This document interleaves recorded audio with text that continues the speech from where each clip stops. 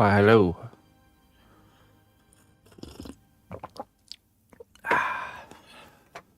Good morning. Good day, dear friend. Your contribution to All the right. growth of our kingdom is invaluable. Thank you for your devotion. Hey, Torn. Hey, thank you so much. Thank you for the 23 months. I appreciate that. Last month till you're stuck here forever, just so you know. Choose wisely.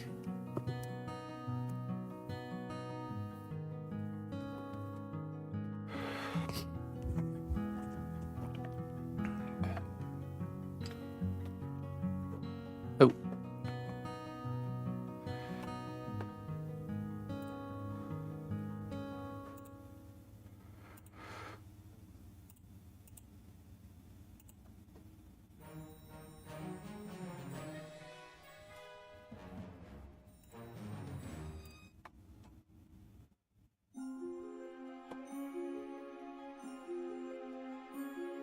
Ye be warned. There's still time.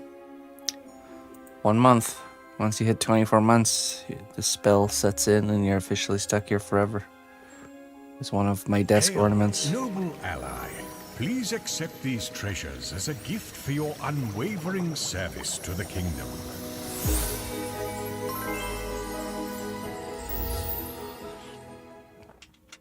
Red Forest. See, poor old Red Forest here is already stuck. Thank you very much for being stuck here, Red Forest. Let's see here. Aging potion for you, Torn.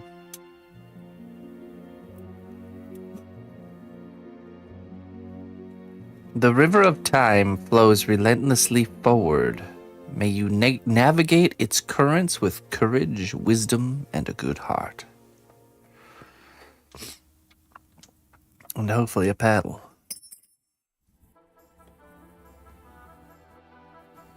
Wolfman, clean, healthy hair.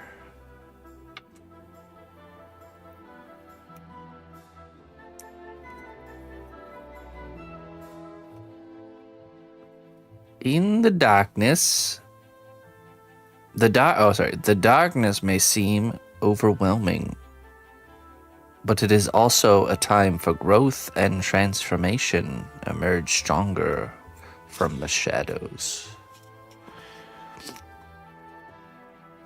I'm sure it's pretty dark in a cocoon for a caterpillar, right?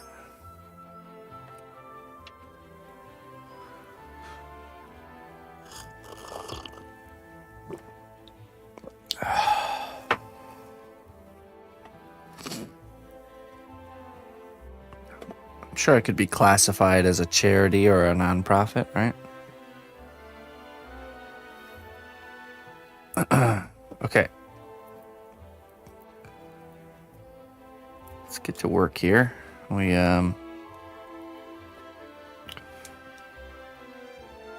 working on this character's head and body. I think we'll do. She's got her Draenei horns. I think we'll do that part next, and then maybe while it's baking, we start kind of figuring out the dress.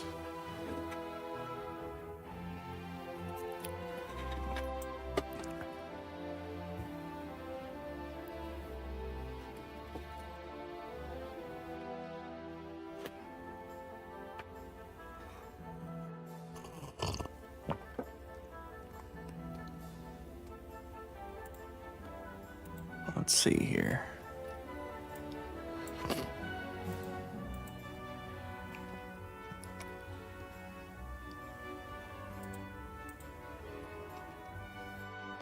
I come from like right here, and then I go like this.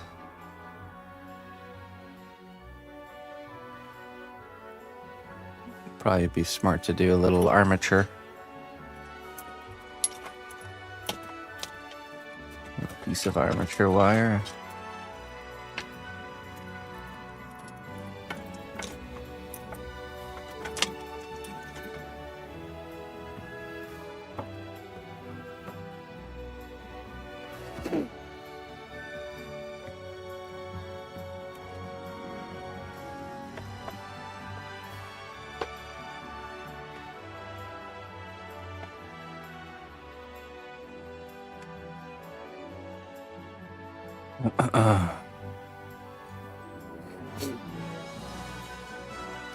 Do the armature, but we won't go straight in because then we'll run into the back of that eye.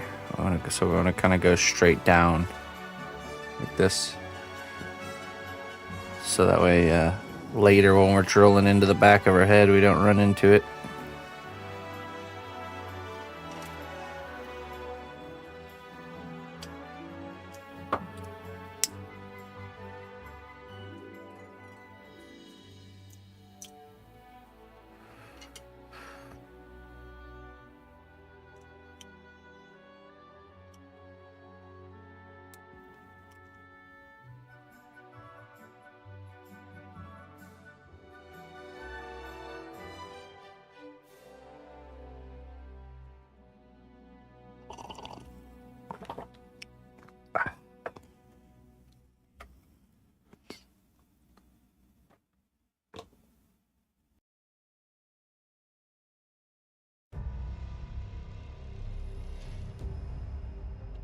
Hey, thank you. Sakura.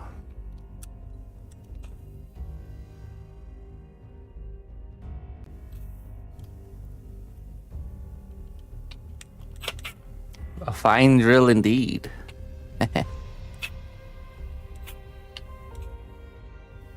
A tool of precision and accuracy.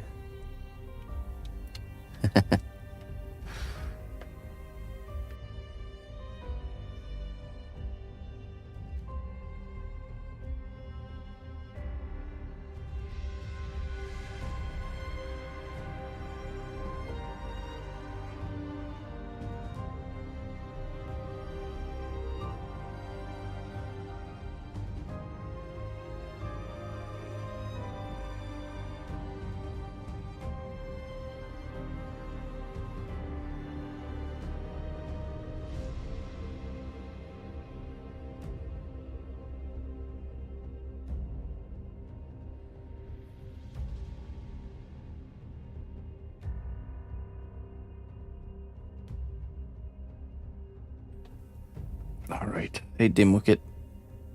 No more Obi-Wan. Now, Obi-Wan Ryobi was deactivating the camera every time I'd use him, so we had to cut him off. Okay.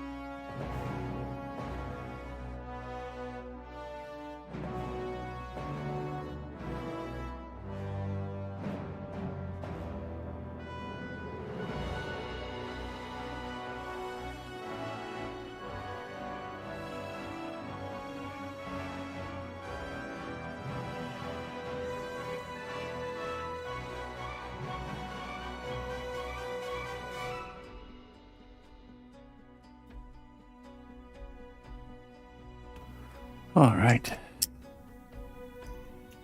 Let's put the small ones back. Can't tell you how many times I've broken drill bits by leaving them on the end of the drill and then bumping it around the workshop.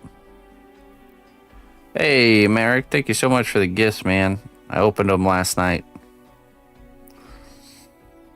I appreciate it, brother. I'm set.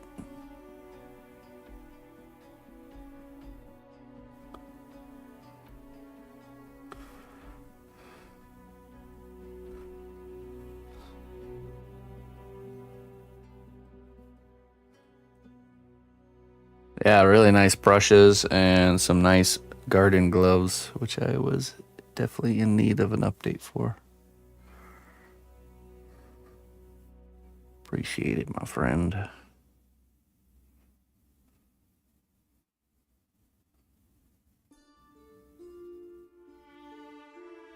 Lifetime supply of German beer. Oh, yeah. That'd be nice. That'd save me a little bit of money.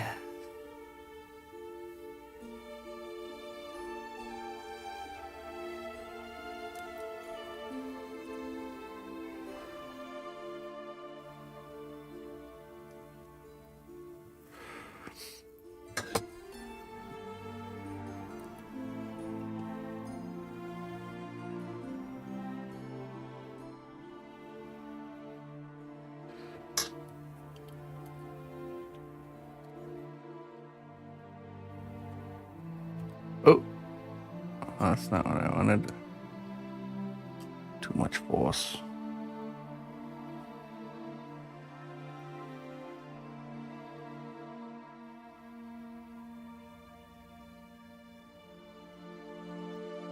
Yeah, usually our mail we get in, I don't know, well, it's actually pretty random sometimes, but usually it's more of like an evening.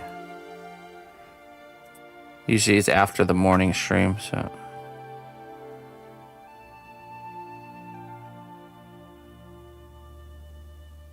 You can see the live unboxing on last night's stream. I think it was towards the beginning.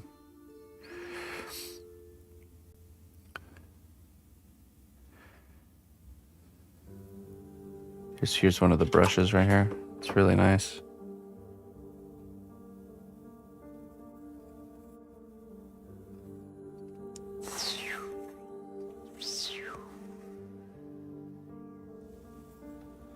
Brush commercial.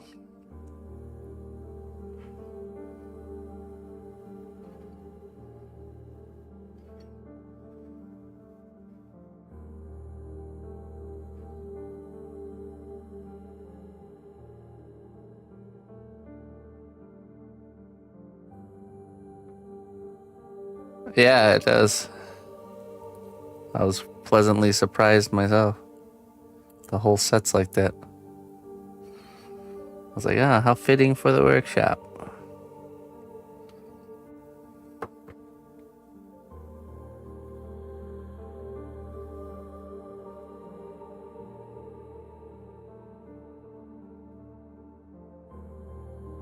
Me? Oh no, most of the time you get stuff it's like this, like bright orange and stuff like that.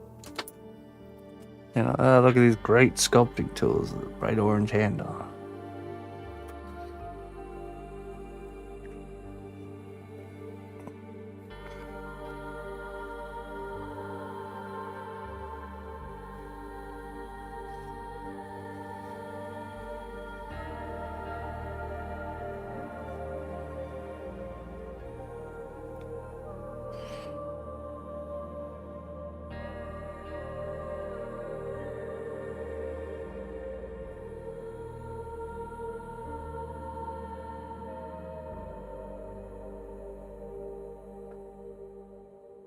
A bit more kind of in line with the ear.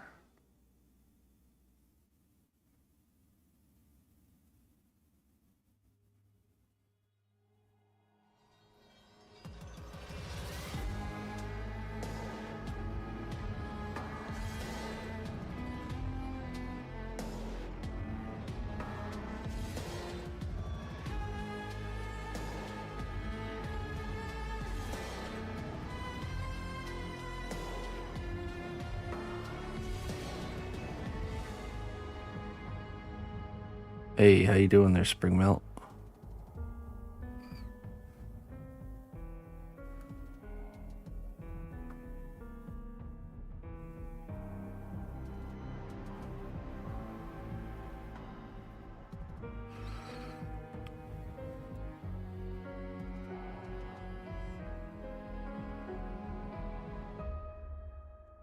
Hey, thank you.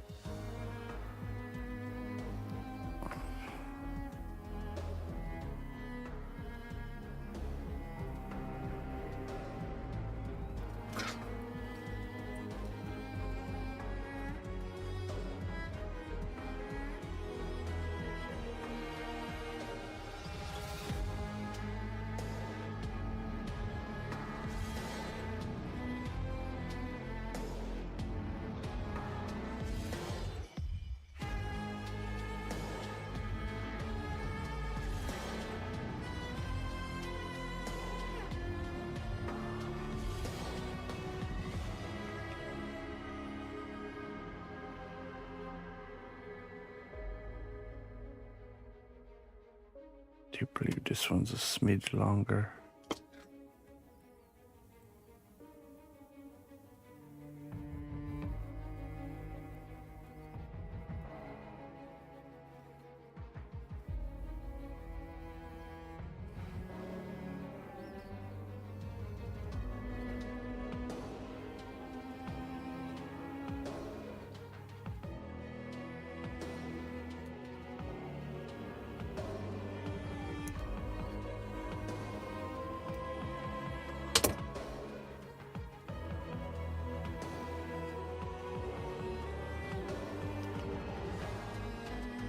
All right, that's good enough.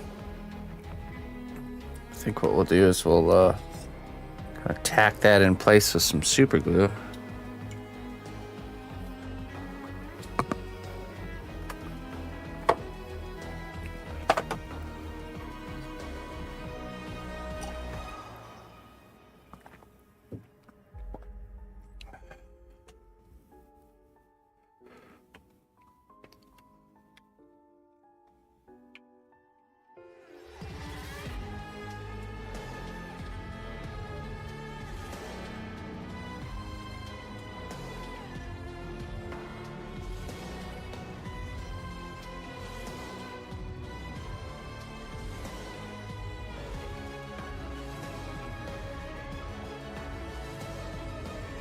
Oh yeah, yeah. I was showing off my my old pair. That has, I've used them so much that one of the index finger has a hole right in the tip of the index finger. But yeah, I agree. I like leather lasts the longest for yard work.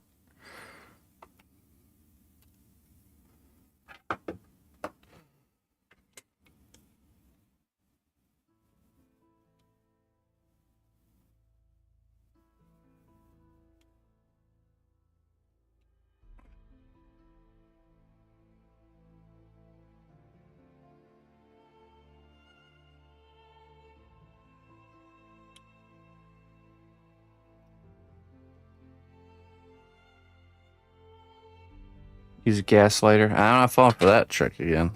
You can't just use a lighter to fix everything, okay?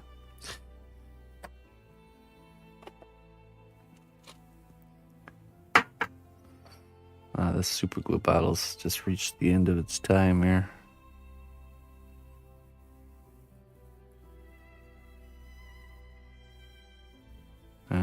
Still clogged.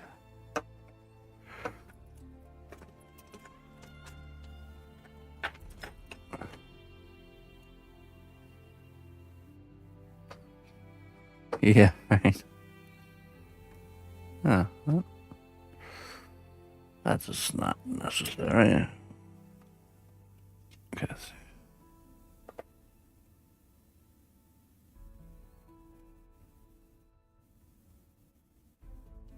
I don't understand.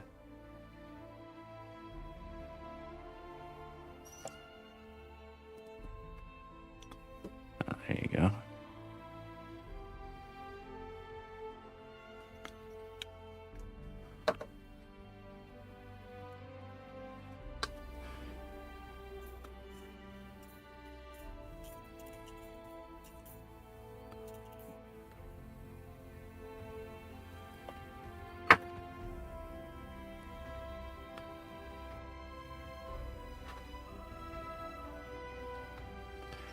So we put in a little bit here.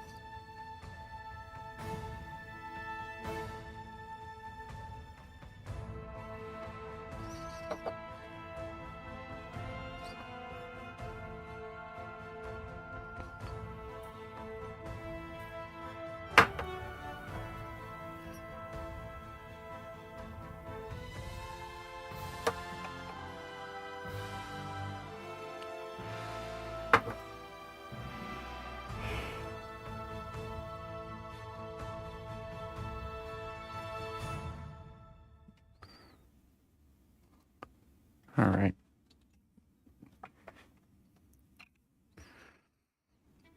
It might be wise to use super glue to attach the clay to the armature here.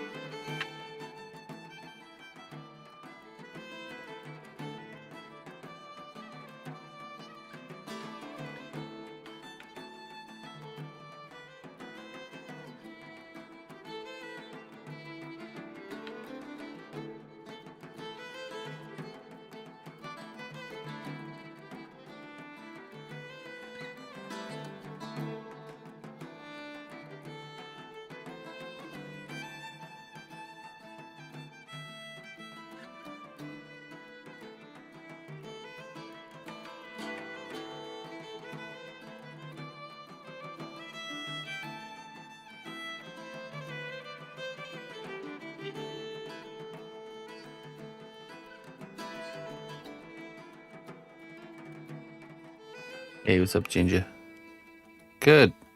Good. We got both the characters' bodies fleshed out, and now we've sculpted the face.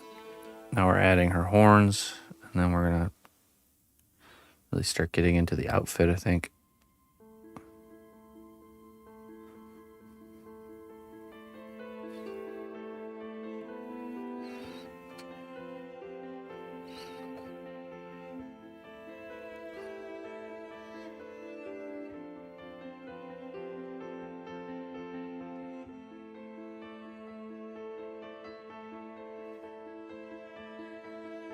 These are the horns.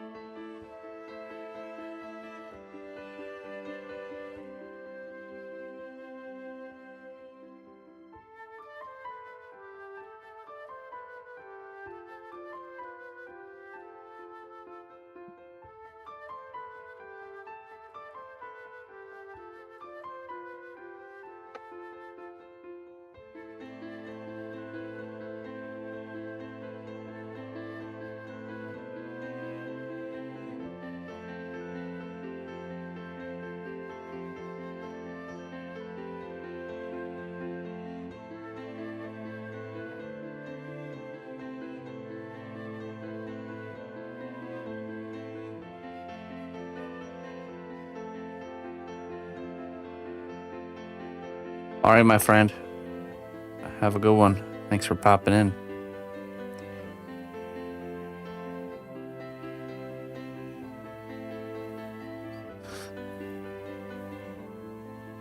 Hey, what's up, Looper?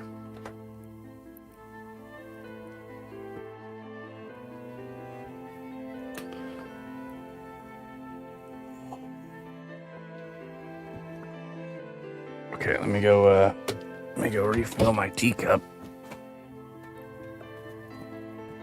And then we'll start detailing these horns. I'll be right back.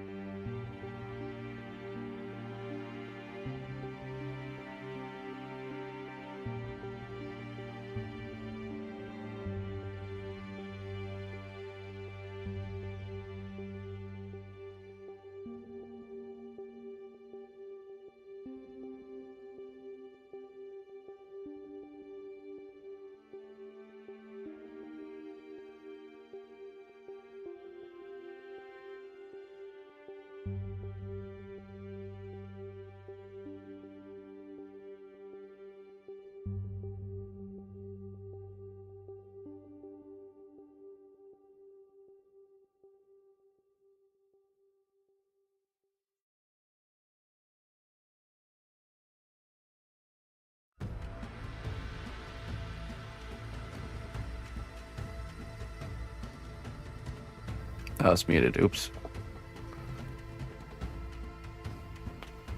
I was just saying.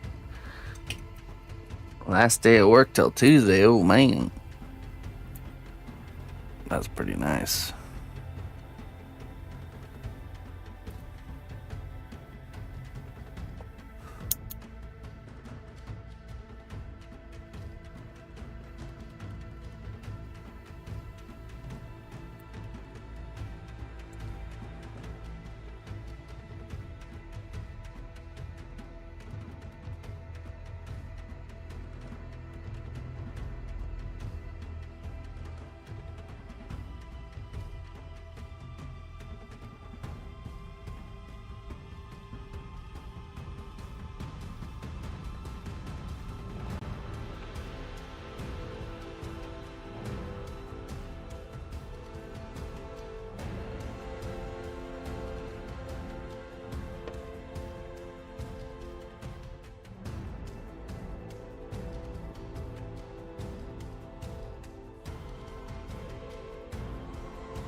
Waiting Sculptathon.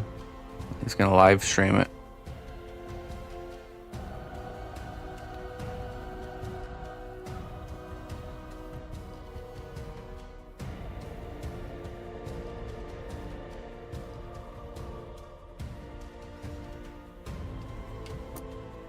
Straight into your living room. That's right. Yeah, I used to stream from my living room.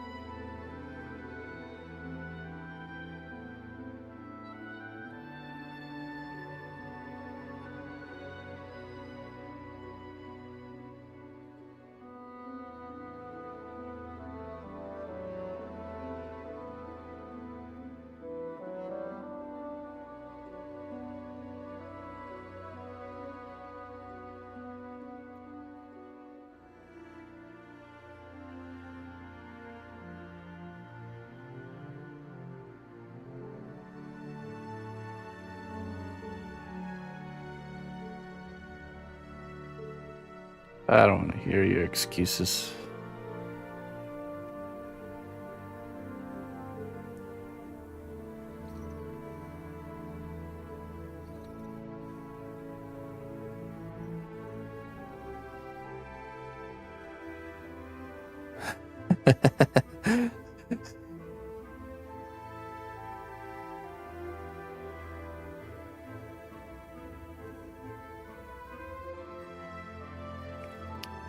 Hey, what's up, Mr. Bandito? Good morning.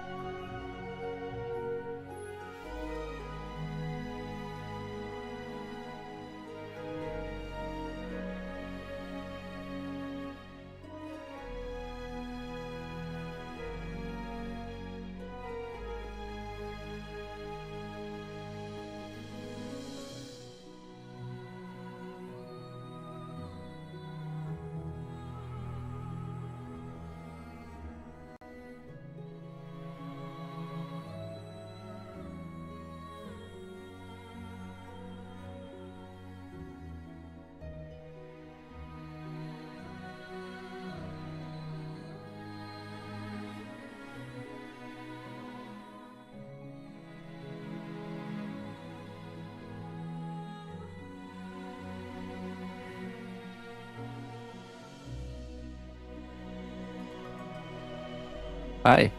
Oh, welcome. Welcome to my workshop.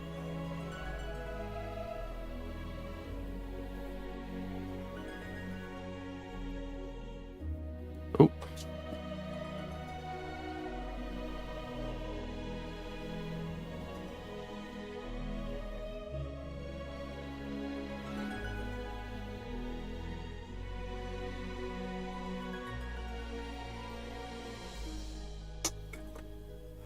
Not you.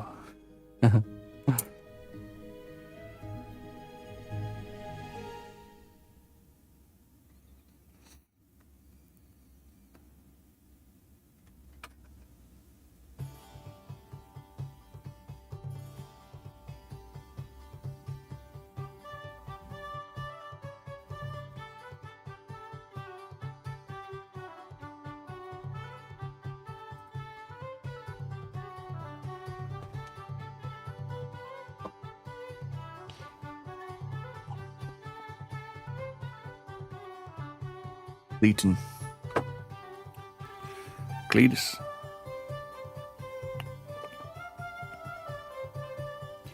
More apt name, I think.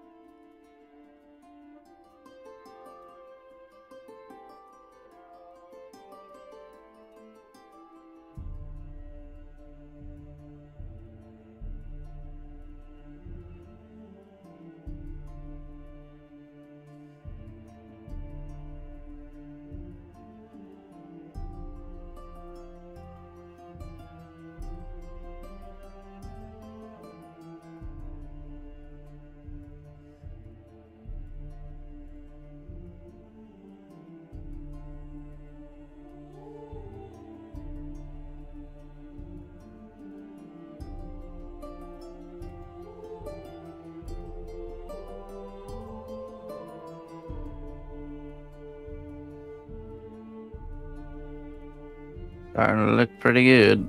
Uh,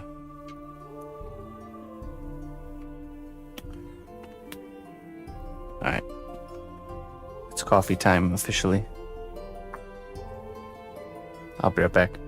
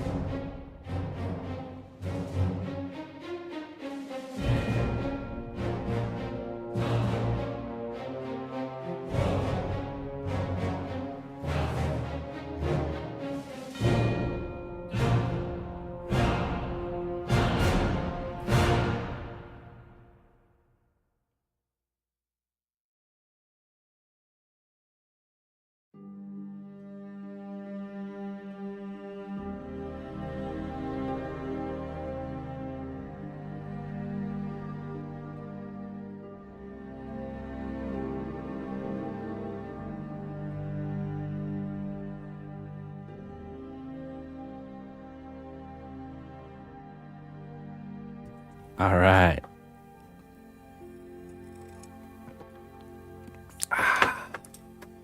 Kefir. Oh, excuse me. Now, I had to delay official coffee time this morning because I got done with evening stream last night and continued to work on stuff, and my back was already hurting, and it like tipped me over the edge where I had some pretty bad back pain. I had to like sleep on my back all night last night. But anyways, I woke up this morning and made lemon balm ginger tea, which has a lot of muscle relaxing properties. And man, this stuff really works. I have lemon balm in the garden, so I woke up this morning, went to the garden and grabbed a bunch of lemon balm and sliced up some ginger and made a tea, and feels good now. Yeah, I started with, what was it, 2 nights ago? I slept on the couch because Emma was sick. And we have the most uncomfortable couch in the world for sleeping. That thing, like, made my spine like an accordion.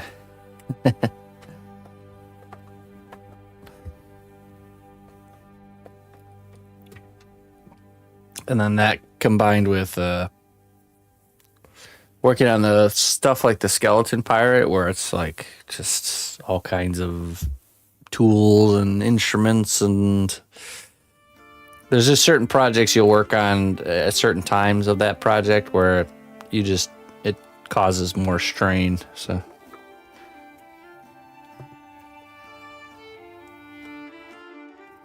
wood right down the middle for extra support.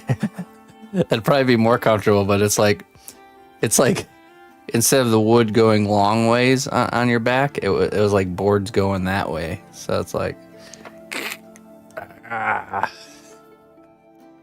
tiny little. It's like we had bought that couch a long time ago. It was just like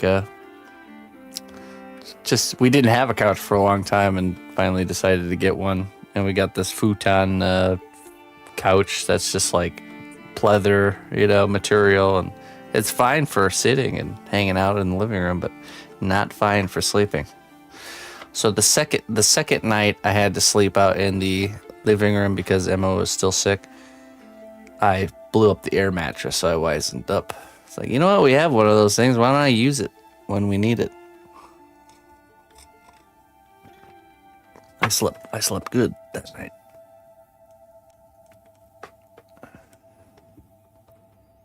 But the damage was already done.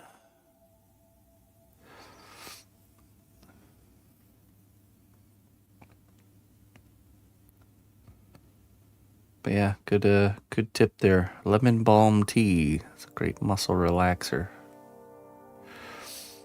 Lemon balm has a lot of really beneficial properties. I almost want to do like a daily lemon balm tea, just because. Tastes really good with ginger too. Ginger, lemon balm, a little bit of honey. Pretty good. Yeah, you just go, when you want to make a tea, you just go out to your lemon balm patch and you just grab like the like tops of the plants, the new growth. Get a nice handful, throw it in some hot water.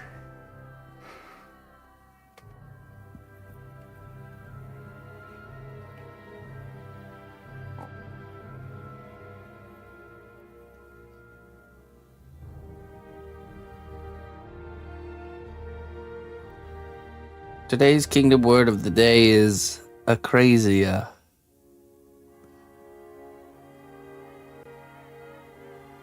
Lack of power or self-control. Lack of power or self-control. State of mind which someone acts against their better judgment through weakness of will. We've all dealt with bouts of acrasia.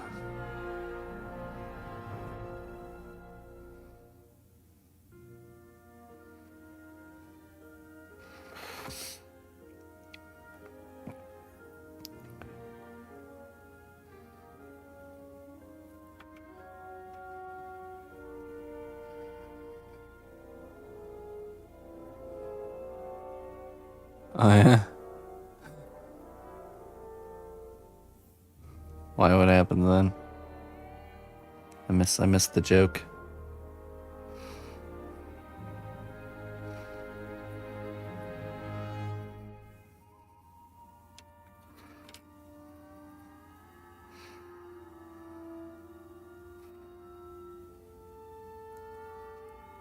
Oh, troll.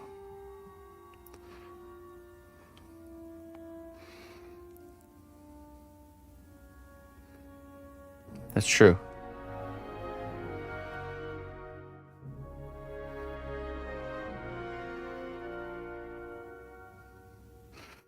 I'm excited to see what you guys come up with this week.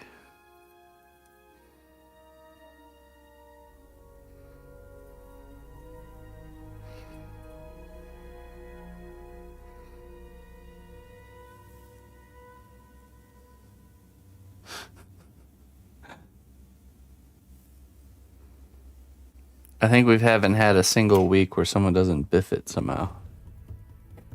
Terrible week 1. Jones was week 2. Soldier Dude week 3.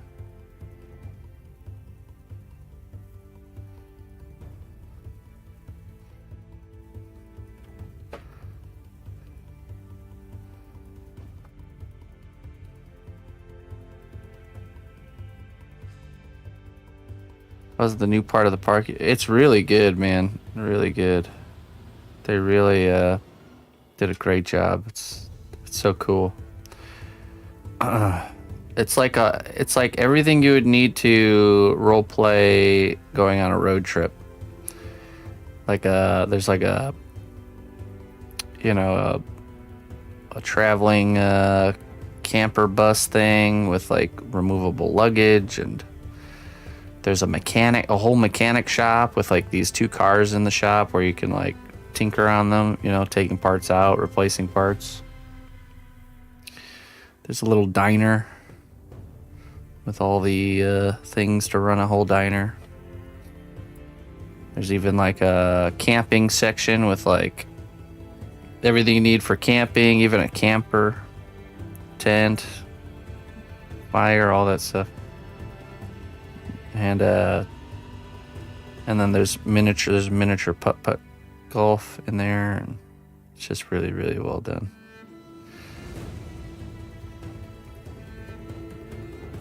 It's so cool to see stuff like that existing in the world, because they're not in it for profits. It's a non-profit thing. We get access to that whole place for like $90 a year. It's something just stupid cheap, and you can go as often as you'd like. We've been going there since Emma was like able to walk, pretty much. Hey, thanks, Slap.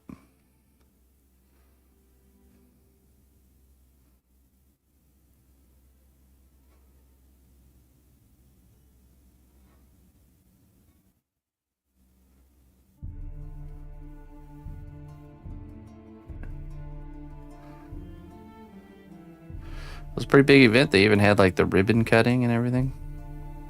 The mayor showed up. Mr. Mayor. Mr. Mayor, may I have a word with you, Mr. Mayor?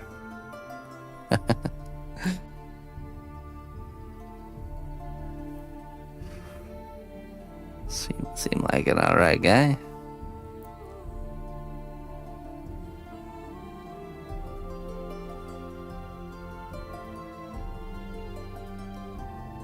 Oh, for sure, Jones. Yeah. Yeah, that's been their cheeky way of what it was when back in the olden days of Twitch, not many people had partnership. Partnership was actually a rare thing.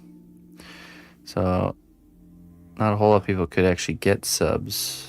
And then they eventually opened it up so that there's more of people able to get subscriptions.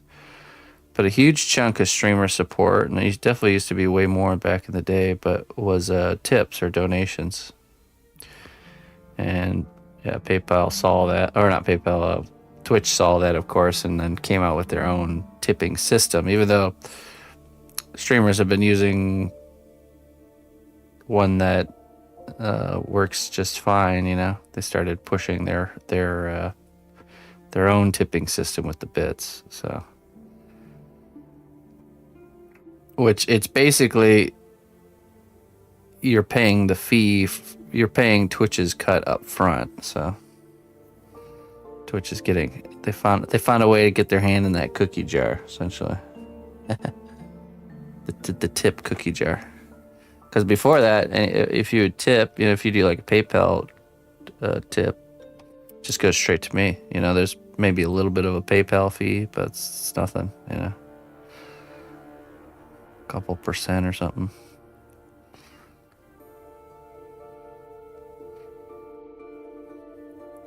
But I want to say, what's the percentage for bits?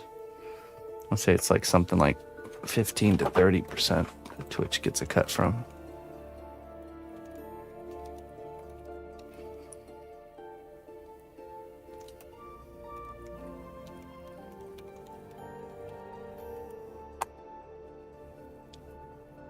$30 to 40%. Oh my goodness. See, look at that. Isn't that crazy? 30 to 40%. So when you buy 100 bits, 100 bits to the streamer gives me $1. $1. But it costs you $1.40 to buy that 100 bits. So that's 40 cents for every 40 cents goes to them, and then $1 goes to me. So yeah, Twitch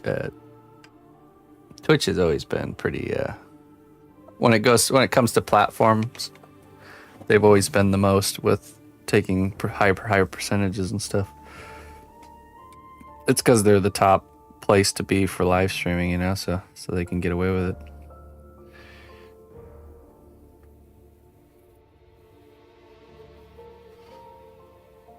Mail me a roll of quarters. Well, then you're paying postage. It's gonna be like what, $5?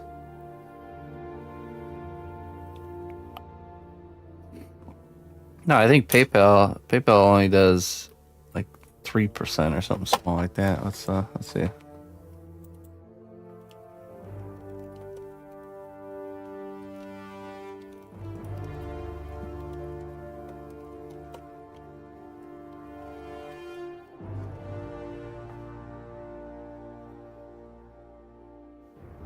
$2.29%. That's a big difference from 40%.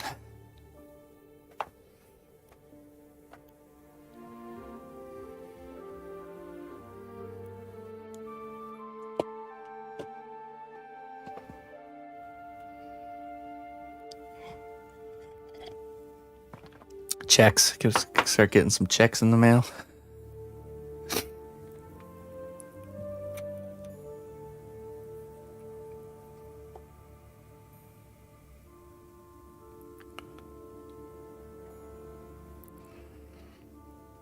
It's funny. I was thinking about the Draenei remind me of those characters from Baldur's Gate with the horns. Very similar. Similar type creatures.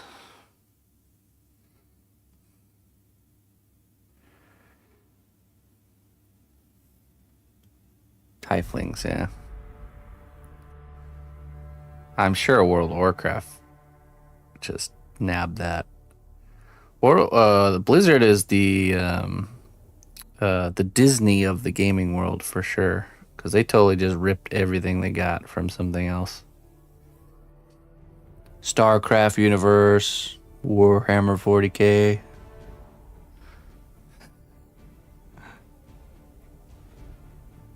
World of Warcraft. Warhammer Fantasy, D&D,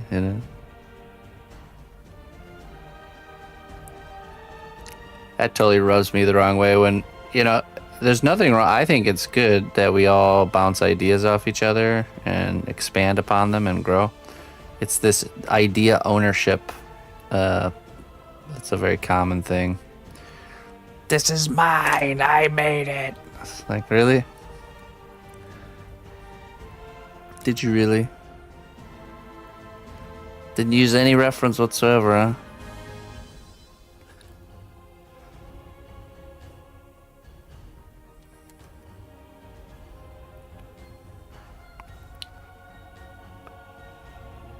The taking and not giving type of thought.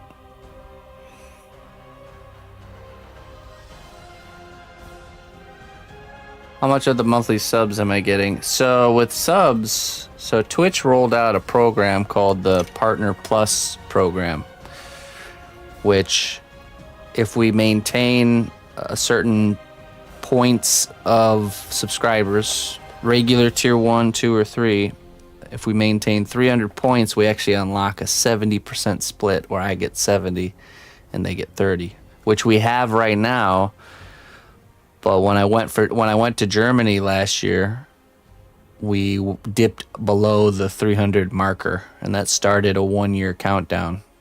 So once I think we're at like roughly around 250-ish points per month.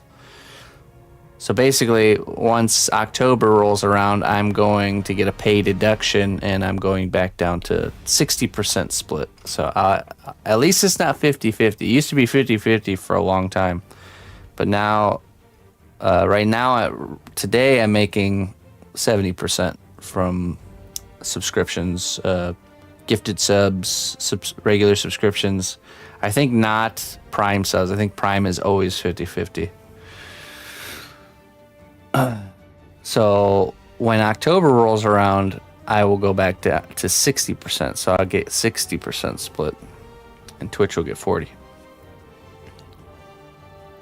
You have to be at 300 for 3 months to unlock another year of. And Prime does not, and gifteds and Prime do not count towards the points. Yeah, right. 3 months, yeah. So at least they came out with that system because, like I said, for the longest time it was 50-50 split, and that was it. No other deal.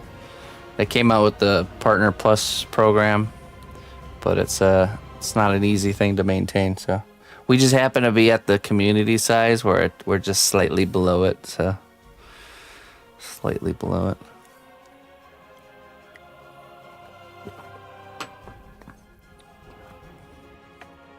At least we enjoyed a year of 70% split.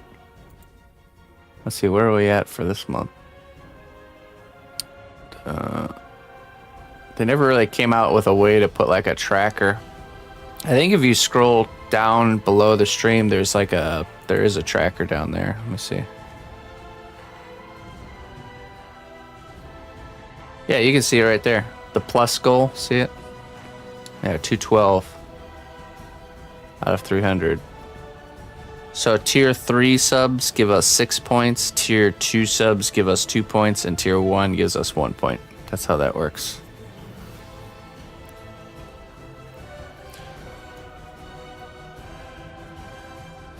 I don't know. I stopped trying to really push for that and just focus on our own stuff. You know, like creating these ideas like the troll heads and stuff. Like that's much more beneficial than trying to push for subs.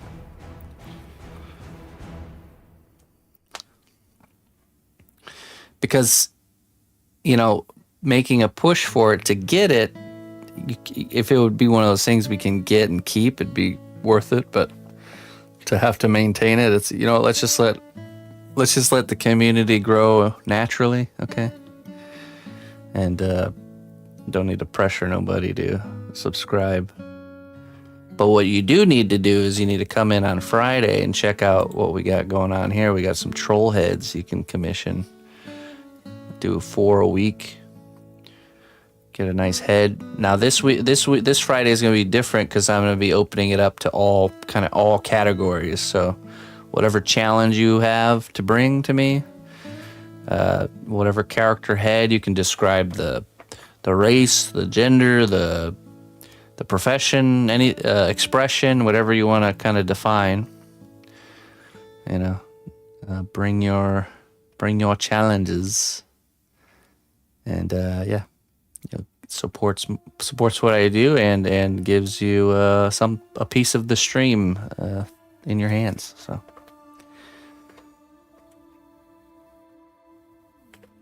All right.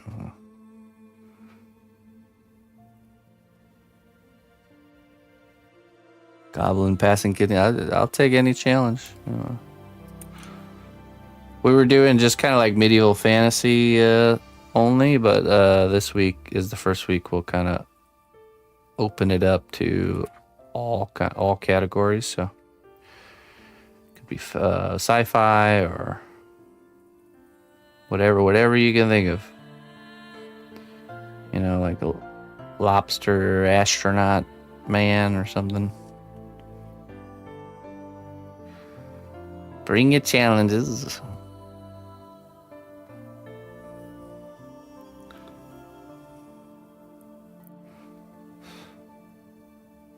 Or if there's just a particular character type you like and you want to get one made.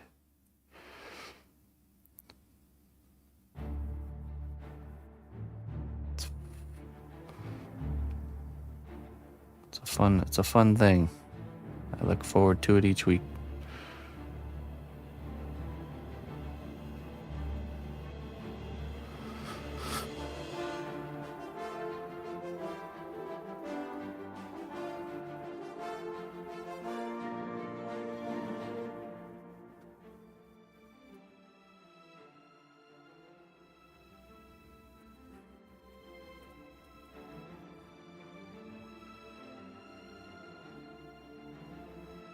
Jones is gonna make his own chess set slowly.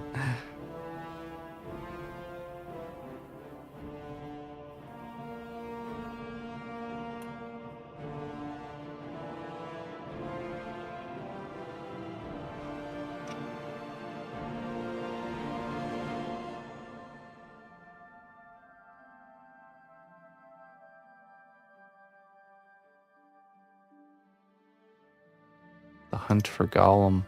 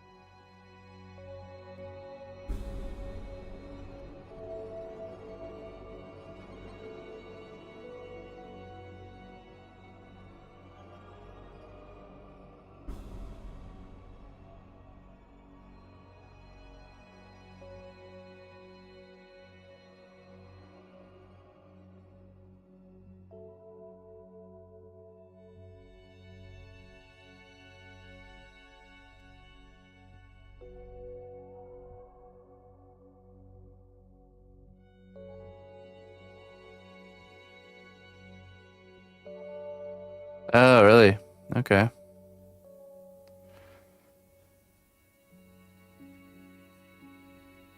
So what? Gandalf knew that they would need Gollum to accomplish their mission.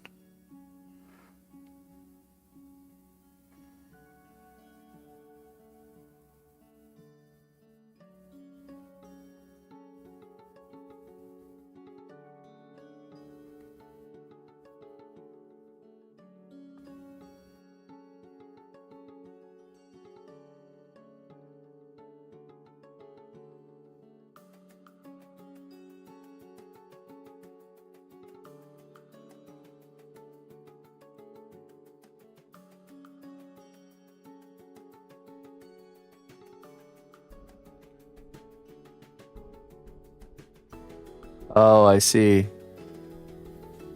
Okay. So they probably end up finding him, and then he's like, Baggins is Shire. So really, that cutscene was not a bunch of orcs. It was actually Aragon and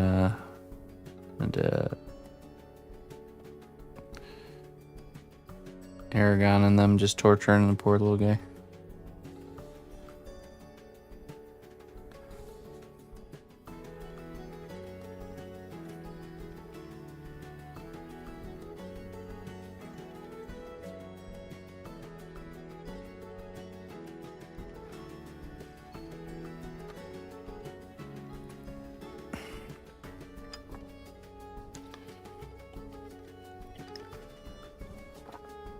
Oh, I see.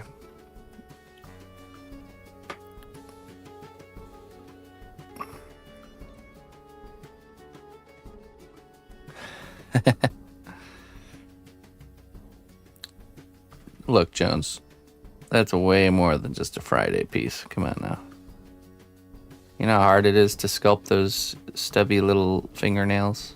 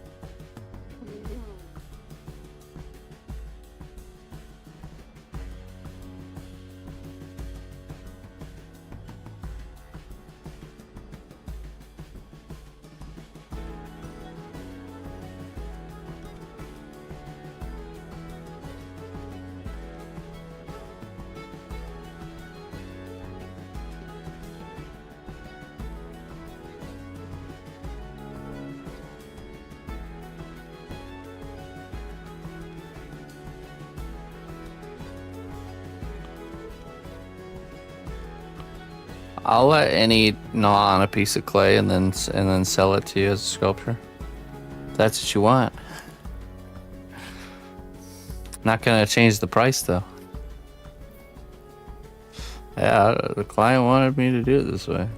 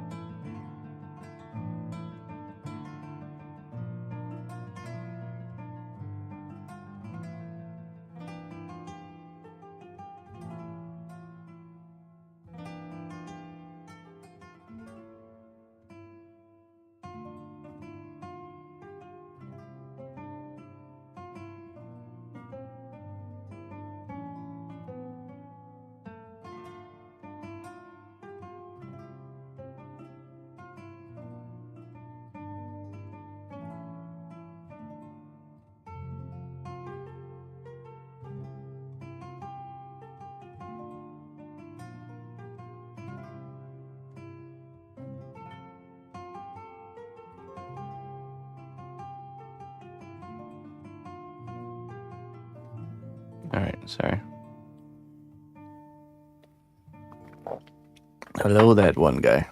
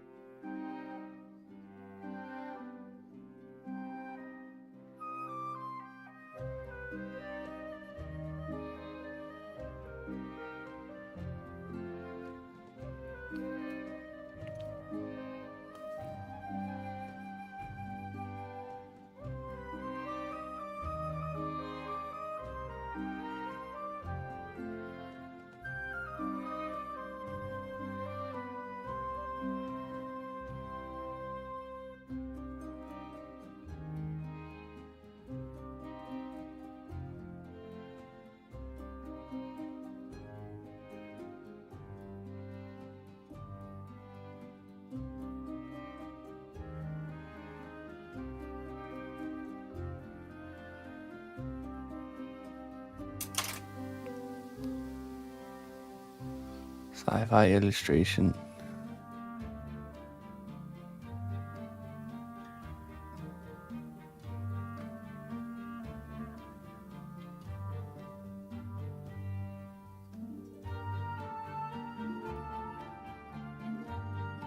Ah, interesting, Joe. Birds of a feather flock together. I'm sure they were much more rough.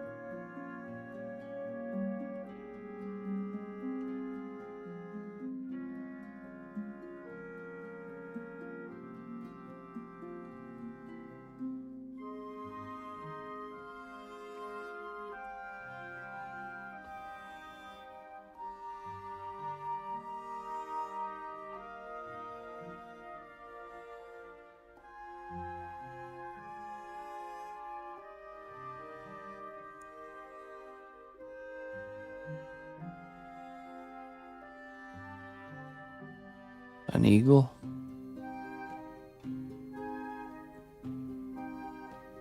What do you mean?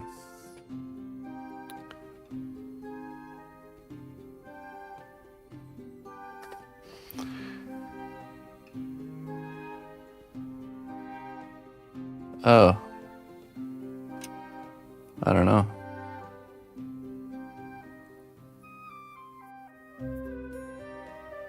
You never heard that saying before? Birds of a feather flock together.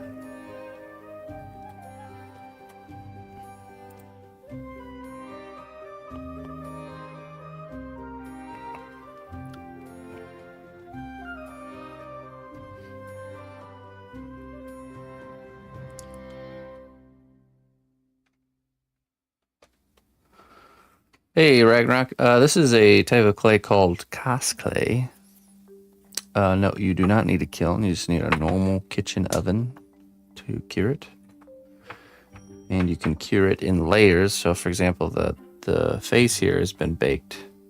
Then we added armature to the head here to do the horns. Once we're done with the horns, we'll bake it again. And then probably I won't do the hair just yet. We'll probably do the neck first. We attach it to the body here and then sculpt in the neckline. And then the hair will probably wait until after. Will it leave a wife alerting scent in the oven? It won't leave it in the oven, but it will make a scent while you're baking. Very, it's a subtle smell. It's hard to explain. It's just like a baking polymer clay smell. It's just something you gotta experience. It's like trying to explain the taste of root beer without someone having tasted it. But you just open a window in the kitchen, and it doesn't leave anything remains after the baking's done. Could I cure it in an air fryer? I'm not sure. Probably. An air fryer is just a small convection oven. The temperature, you can cure it anywhere that you can cure it over a fire as long as the temperature doesn't get too hot. It's very, very important that the temperature hits the right amount and doesn't go over and doesn't go under. I'd say it could go probably a little bit over and be fine, but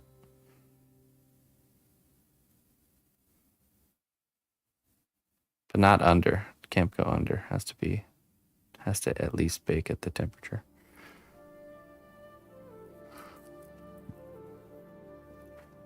Uh, 275 Fahrenheit, 130 Celsius is the right temperature. So it's not that hot. Lower than food cooking temps. And yeah. It only needs about 30 to 40 minutes to lock in each layer. Same temp, same amount of time, yes.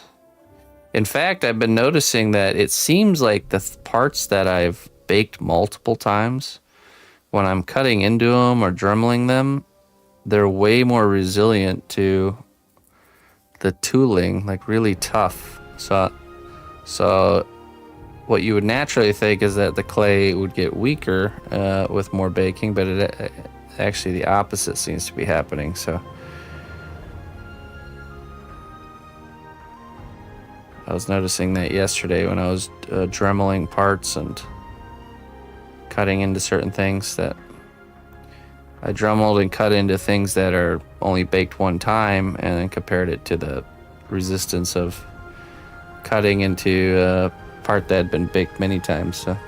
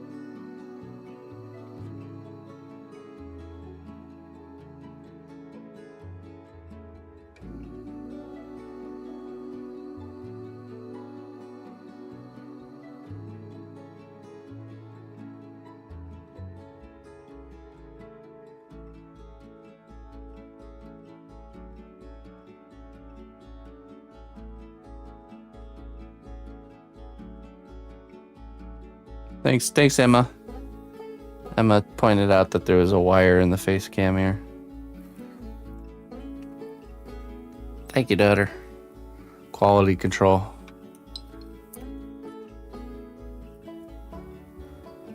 No, this clay does not explode because of air bubbles. The reason that happens with ceramic clay is it's such a hot temperature, such a high, you know, thousands and thousands of degrees, that the air needs to go somewhere, you know, needs to move. So when you've contained or trapped air at those thousands and thousands of degrees, it's gonna just leave in whatever direction it can. So yeah, it's not as an issue with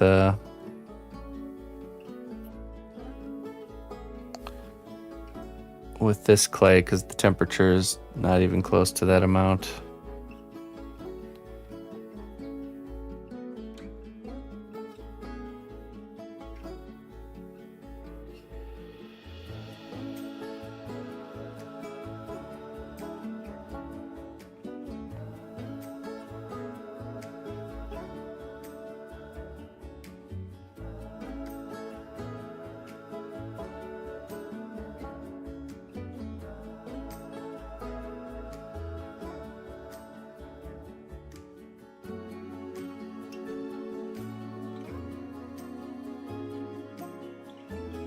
Sarab just, you know, Sarab's that guy that, like, you got like something in your teeth or like a chunk of dirt on your nose or something, and he just doesn't say nothing, lets you walk around the whole time, you know. I did want to break it to you, buddy. Thanks, Sarab. Thanks a lot.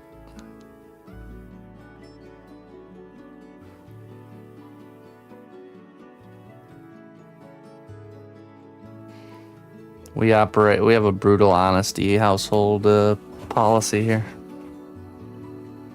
Brutal honesty delivered gently. That's how we do it around these parts.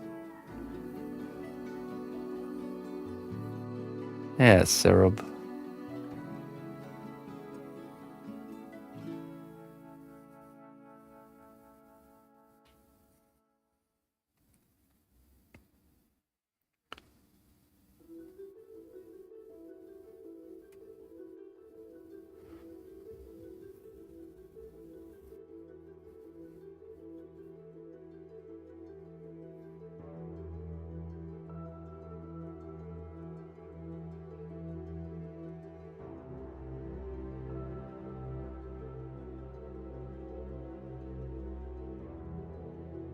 Look, he's staying very still in hopes that we can't see him.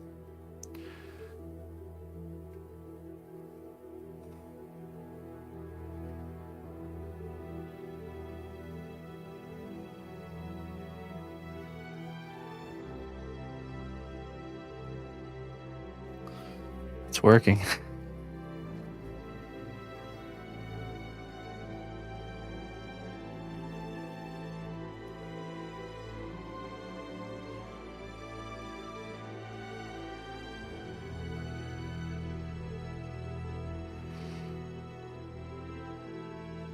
He does the classic Homer Simpson backpedaling into a shrub meme.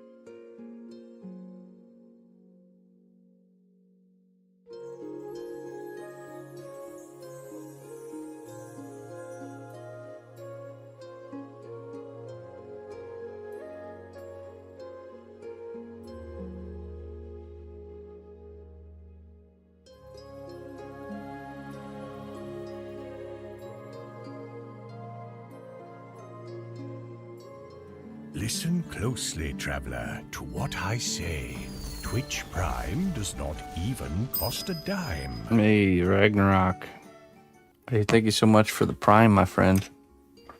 I appreciate that. Thanks for supporting my work. Glad to have you on board.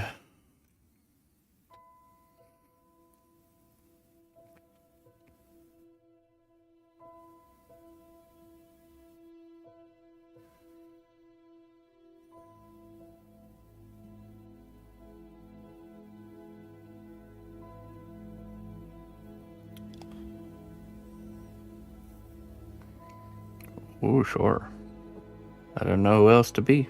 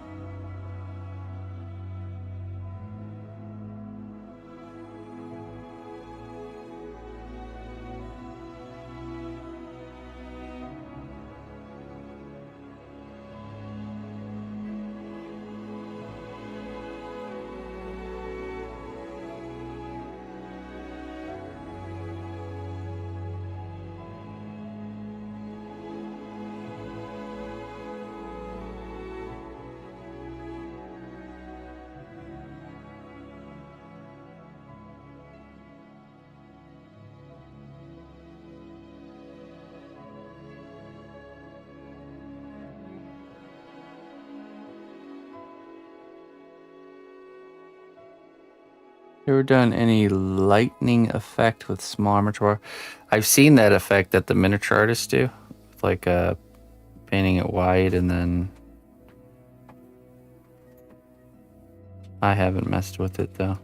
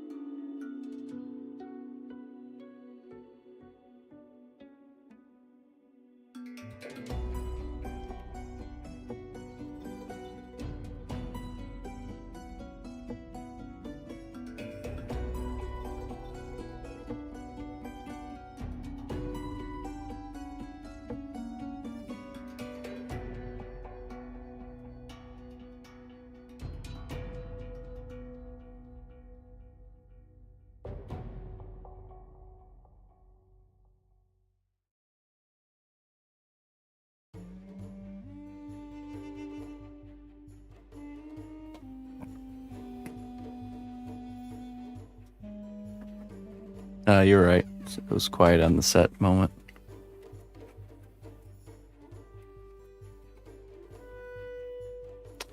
That's a cool idea, like the arcing lightning effect.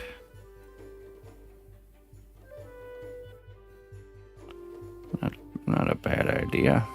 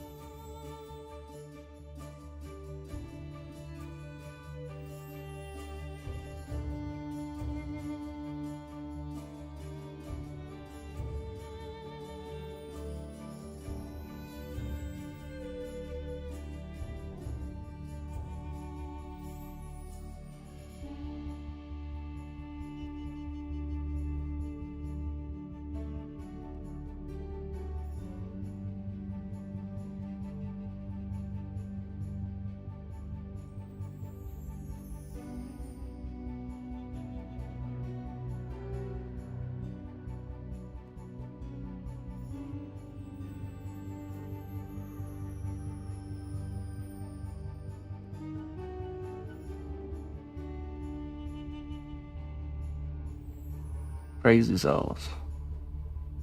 Or is it cheesy sauce? Some kind of sauce. How you doing?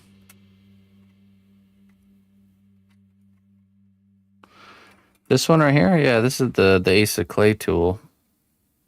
I'd say the only thing that I want to do different with it, though, is I want to do cheesy sauce.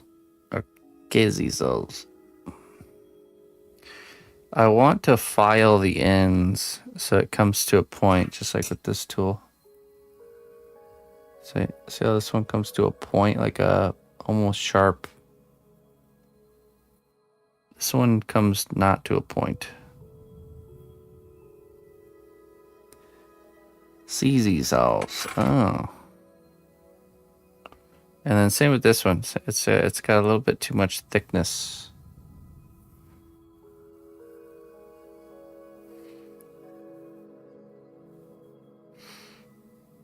I could see keeping this outside bowl shape and then just kind of hitting it with a file on the inside here till I slimmen the profile down. Almost like a spade, yeah. I mean, it is really smooth. I do have to say that, which is nice. But yeah, little bit alterations.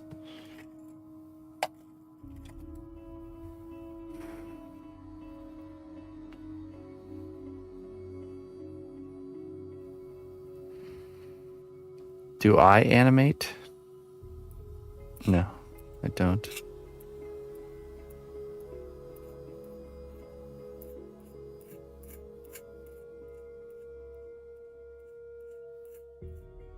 Definitely very hard steel, which is good.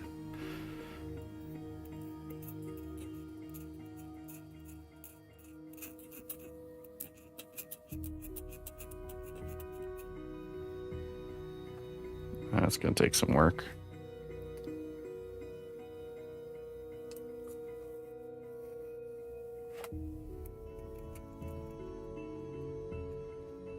It's definitely not made out of like the weaker metal that most sculpting tools are made out of. It's more similar to this one, which is really hard steel.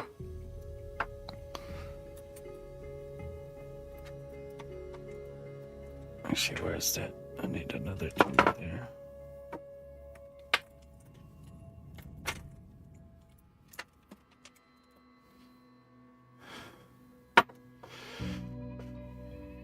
Not far from it. I mean, I know of the animation process, but yeah, I don't really, I don't dabble.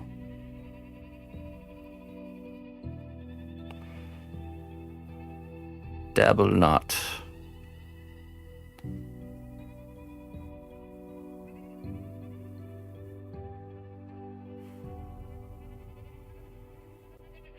Right. Yes, 3D scanning seems to have, with the advent of AI, become more attainable.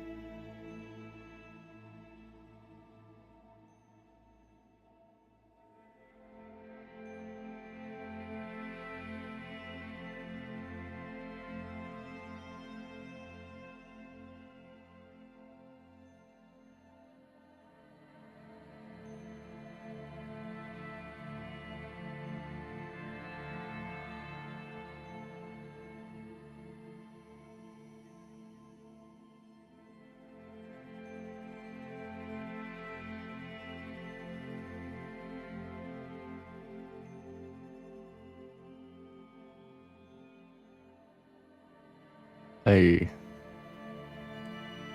Sod. I've been sculpting for about 15 years.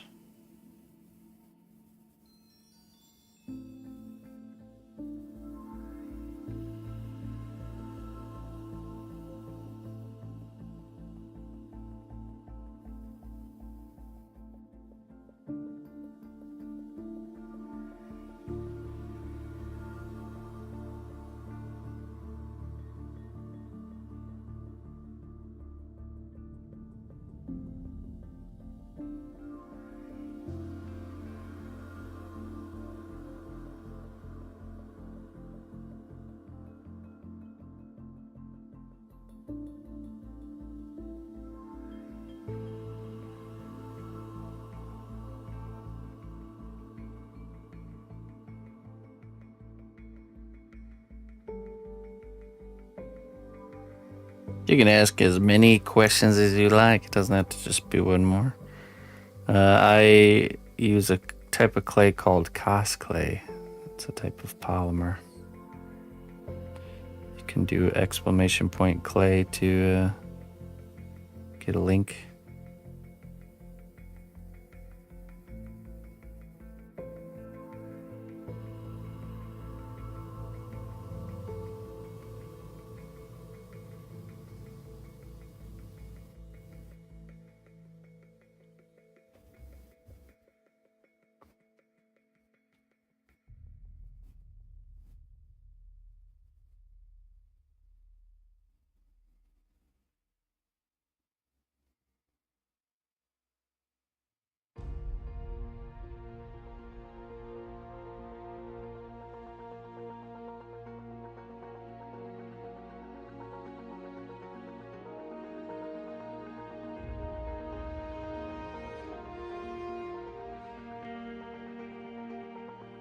Uh, kind of. Yeah, I think it's best to start with extra firm if you're new. Yeah, the softer it is, usually typically the harder it is to use. Soft clay does have a purpose, but it's not necessary. You know, like you don't need it. So start with their extra firm, and then kind of make the decision if you want to go softer from there. So, all right, let me go get some more coffee. I'll be right back.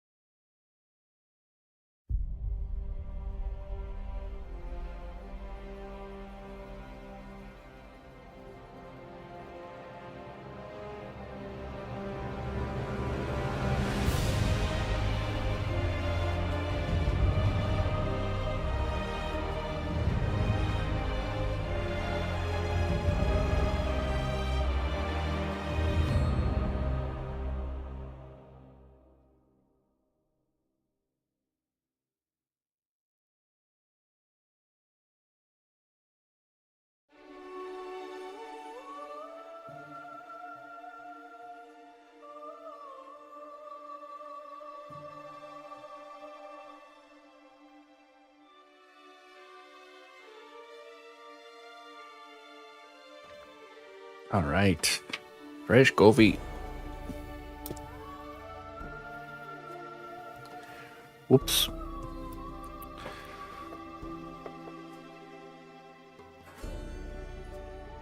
Yeah, check out our classes. You can learn my whole approach to creating sculptures.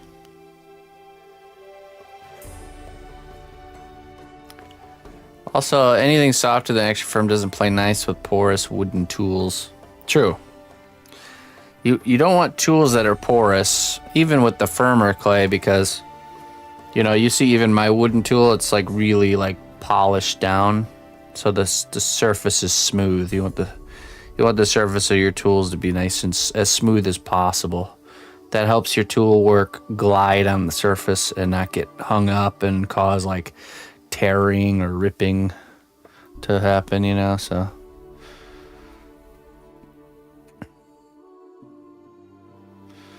It does, yeah. Yeah, medium firm has been my main squeeze, but I just recently started doing...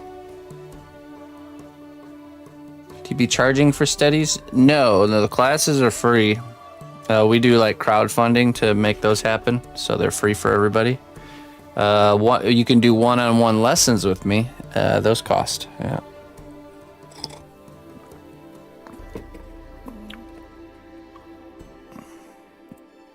But yeah, check out the playlists on YouTube. I honestly think one of the best ways to learn something is to follow along on a project like that, a step-by-step tutorial that you're following along.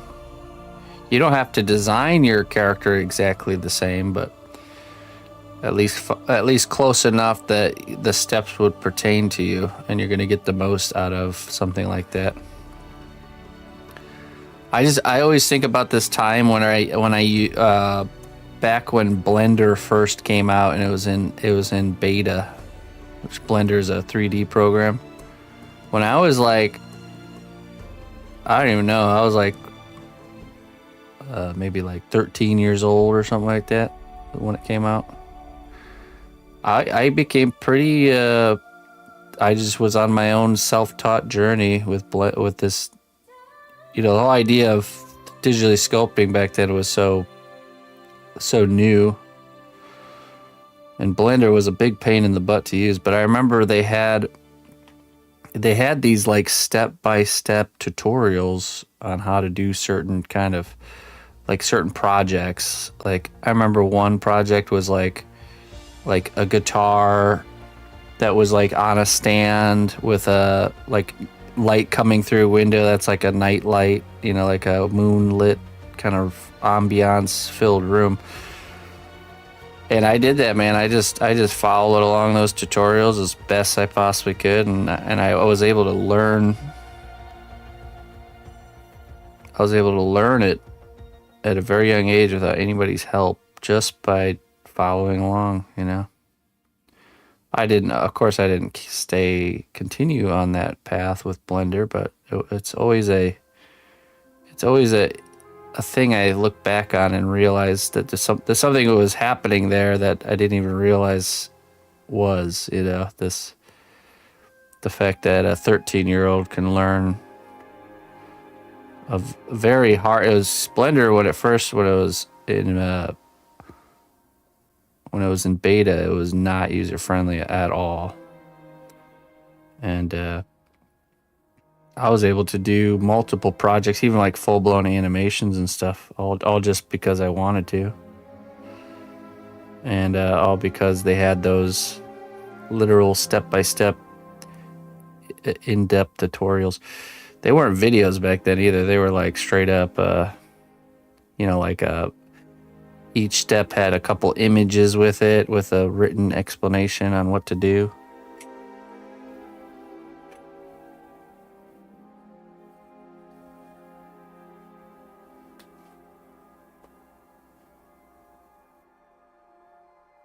What's Harvard CS50? I don't know what that is. You heard of 1.4.1? I haven't. Mm-mm.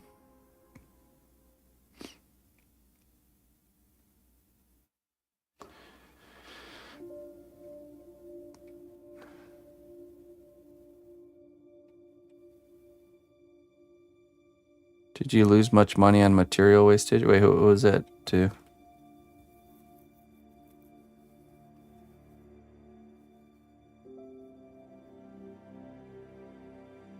CS50 is the new C++. Oh, okay. So programming or coding language.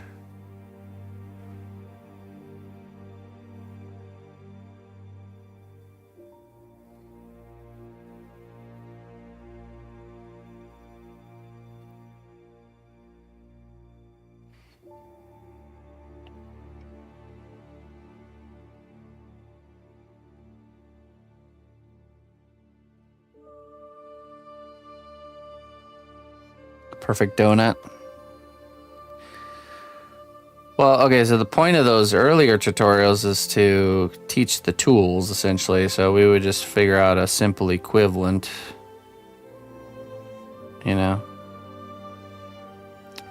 I definitely, moving forward in the future, you know, we have these really extensive classes, but it would be nice to put together some shorter, quick tutorials, kind of like get people's foot in the door type of thing.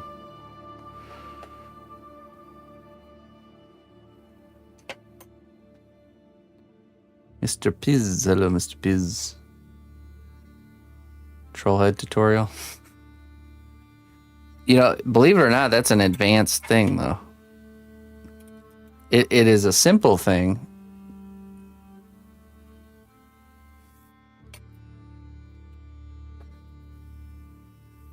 It's a simple thing, but it's advanced because you're taking something that should be complex and making it simple, you know, making it quicker and simpler.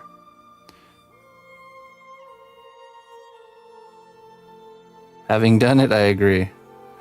Yeah, doing a troll head requires a lot of it's like an execution of knowledge about faces and expression and you have to have control over your ability to look at an image of something and regurgitate it quickly, you know.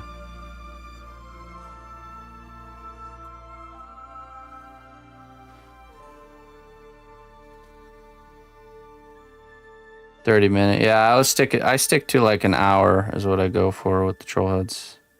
30 minutes for the face and 30 minutes for accessories.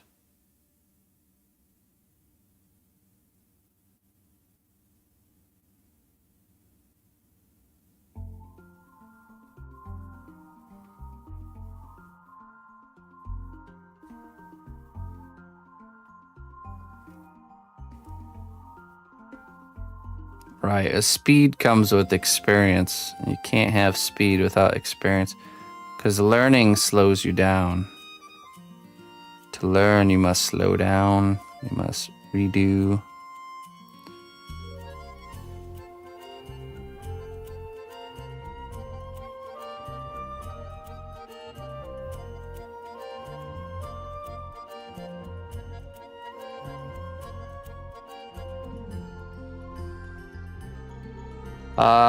In my experience, it doesn't really have a shelf life. I know polymer clay can, but Cos clay, I have some of the beta samples still, which was 2018, sitting in a box, and I could condition it up and use it even now. So I don't know what the shelf life is, but I've not reached it, so I don't think it's something you gotta really worry about.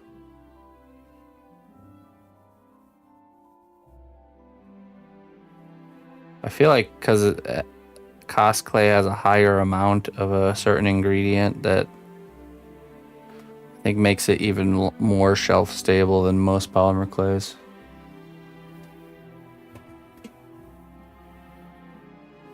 Right, yeah, same false mine. I haven't really encountered an issue with that.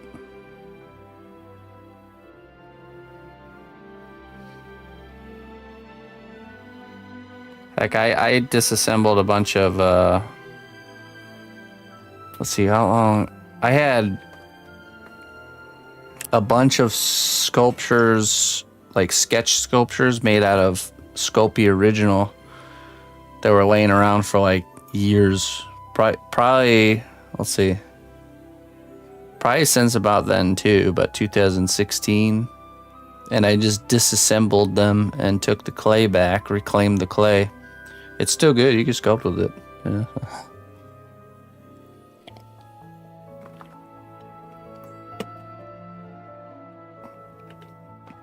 Sometimes I think, you know, you'll buy a box of like Sculpey or something from the store and it's like rock hard and crumbly. Part of me thinks maybe it's not from it being on the shelf, but maybe it's from it being like shipped during like summertime and it's literally like partially baked. I've always had that theory that in a like a, you know, on like a tarmac or inside of a box truck in the middle of summer, especially like drier, hotter areas, that the temperature could get hot enough to like partially bake the clay. I don't know for a fact, but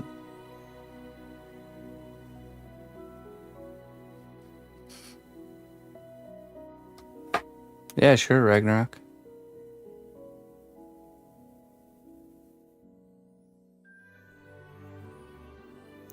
Chris, is the forearm shorter than the upper bicep? The forearm is actually a little bit longer because yeah, so, you know, you can see right here, this goes, my wrist almost touches my shoulder. And the shoulder is actually goes down to almost like the middle of the bicep area. If you really pay attention to it, the shoulder muscle goes just above the middle mark. So, and the elbow goes from here and the wrist is at the top of the shoulder. So the forearm's length is equivalent to from the elbow to the shoulder, typically. But the bicep goes in your armpit under your pectoral muscle and then connects to inside your you know, on the bend of your arm. So from there to there. And then the shoulder kind of lays over the pectoral and the bicep and kind of the tricep. It's like kind of like it just like the capstone. Let me show you with a proper reference here.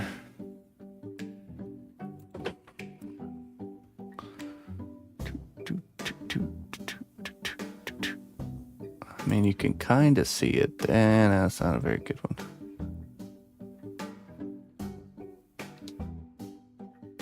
Let me pull up a good reference. Don't remind me of my shoulder problem. Okay, I'll try not to.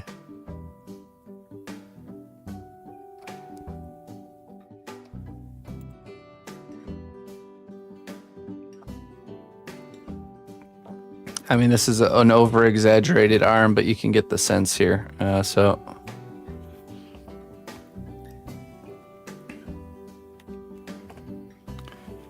I always love these kind of color code breakdowns to really help display what's actually happening here.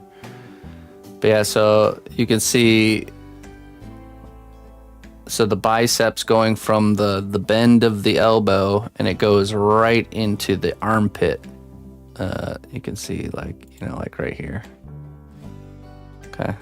And then the shoulder, you can see from where the shoulder connects here up at the actual bone, goes down to about like just above the halfway mark of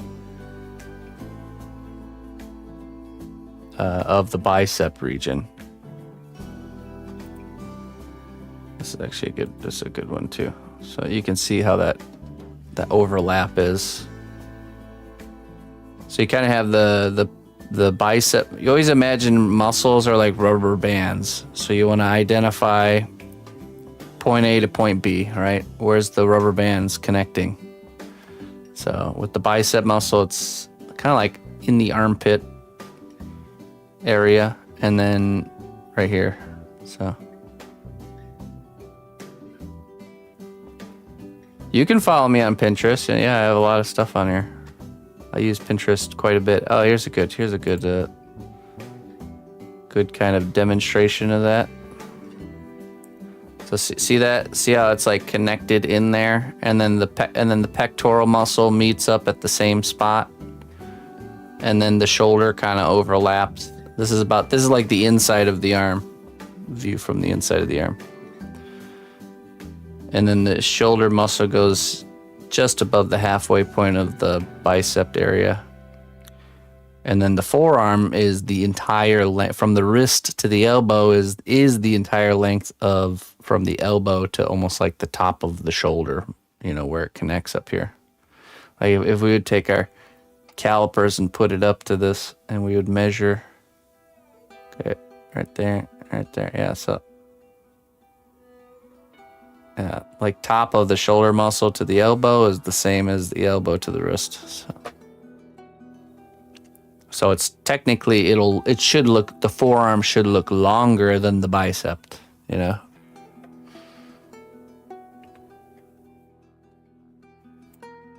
It's very easy to get those measurements wrong.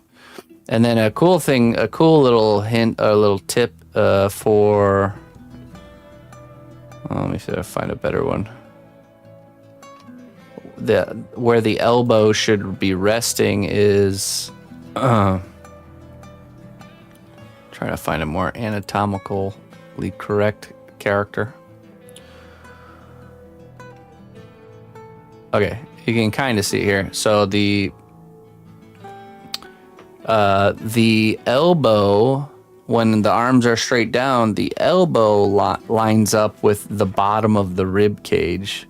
So if you were to draw a straight line from the elbow, right here is kind of like the base of the rib cage, you know, which is usually right in that area. So,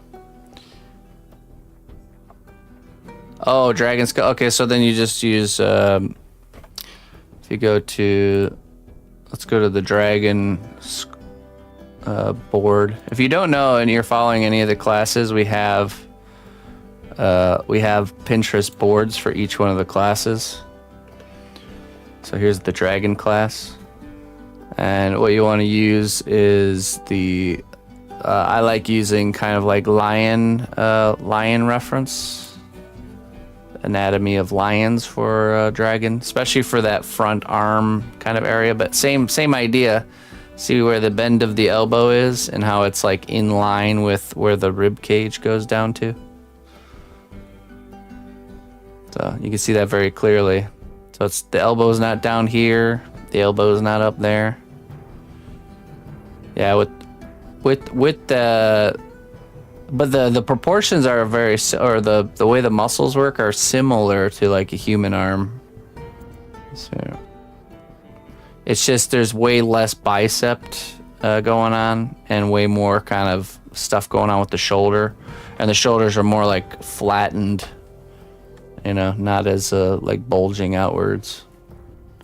But same thing though, you can see like from the wrist to the elbow is about from the elbow, from the top of the shoulder here to the elbow is the same as from the elbow to the wrist right there. So.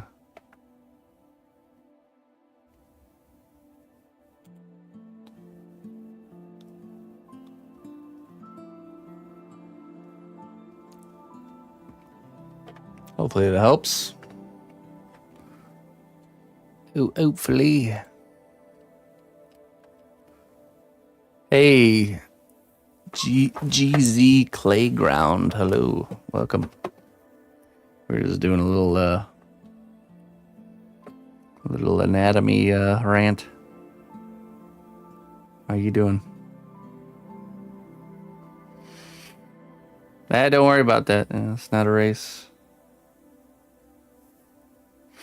Yeah, Mr. Asa Clay sent me this tool to try out, so I've been messing around with it today, trying to find its place amongst the amongst the tools.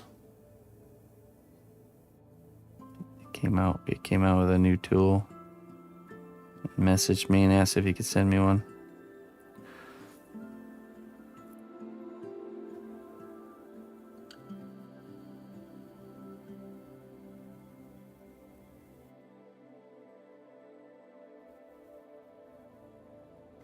It takes some time to become familiar, but I will say it is nice to use right out of the gate. It definitely has a. It's made out of some nice steel, and I do like the size of the grip and everything.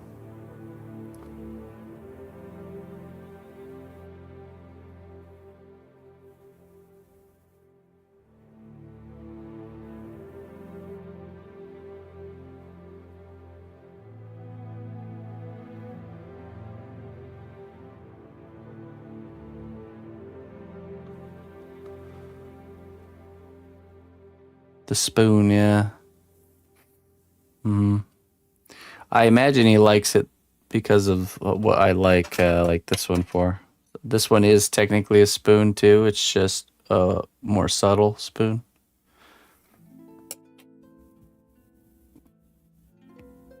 Just having that metallic, slick surface to shape the clay.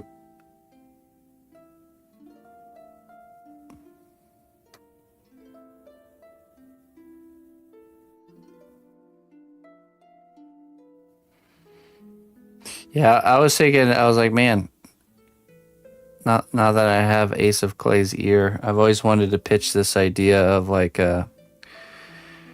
there's a group of YouTubers that do 2-dimensional like painting and illustration that created a project where I think 1000 started it, where they created a painting where they would each have a section of the painting that they painted, and then they'd send it off to the next guy.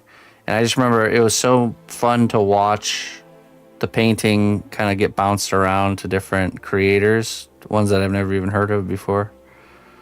And then they add their touch, and just seeing that project grow on YouTube was pretty awesome. Immediately it was like, man, the internet sculptors need to all come together to do something like that. Wouldn't that be cool? Some sort of like Bobby Duke. I think so. I just know I stumbled on it, and I think I watched the first one, and then I really was enjoying watching the additions, what people would add.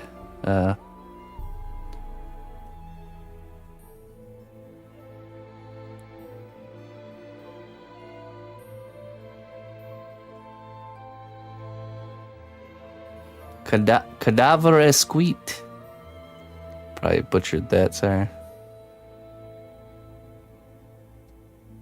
Past the sculpt. Yeah, imagine a traditional past the sculpt. I could see when things get a little less busy officially pitching that. I think Ace of Clay would be a good person to get on board for that. I just don't have. I'm not big on YouTube. I'm just more known through other things. But it would probably be something more for like a YouTube viewing.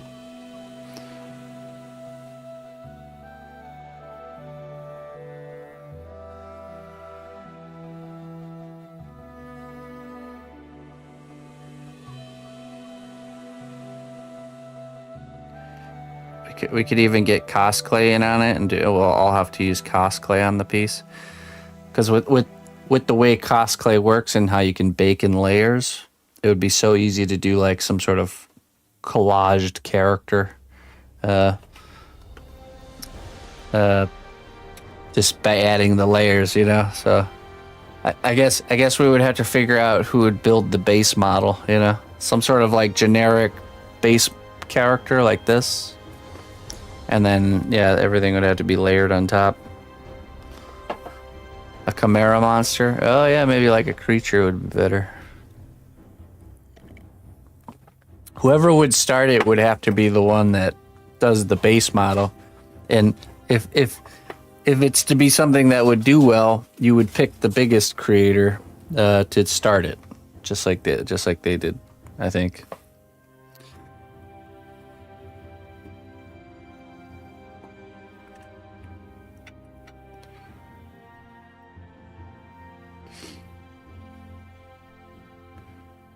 And I think at the end they like raffled, or they not raffled, they auctioned the piece off, and all the proceeds went to like charity or something like that. So probably be a similar situation.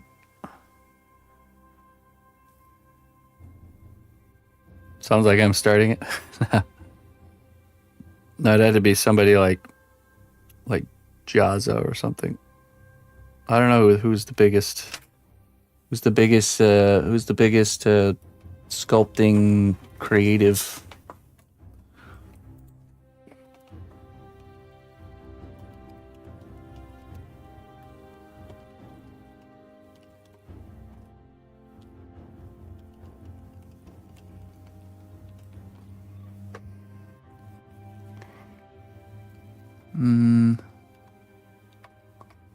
Clay Claim. I never heard of that person before.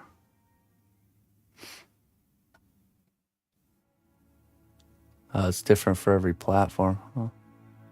Jack.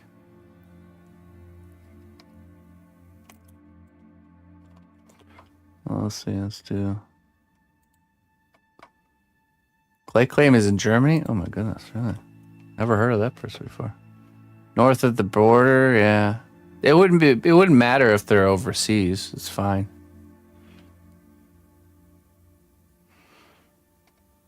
Let's see.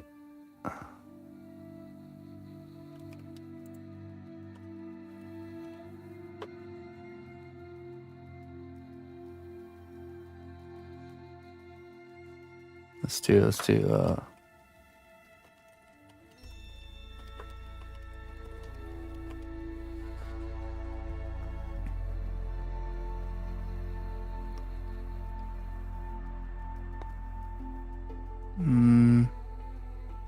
I don't know. Have to do some diving. I'm not sure. Philippe Fraut. But that's the benefit of it, you know. It's just like when I was watching this two-dimensional design come together. I was invested in the project because of one influencer, and that made me go and watch videos from others and get introduced to others. You know, that's kind of the, you know, one of the purposes. Like to circulate audience so everyone gets to know each other. Because the internet's a big place. It's so easy to not know of people. Wait, so there's a giant German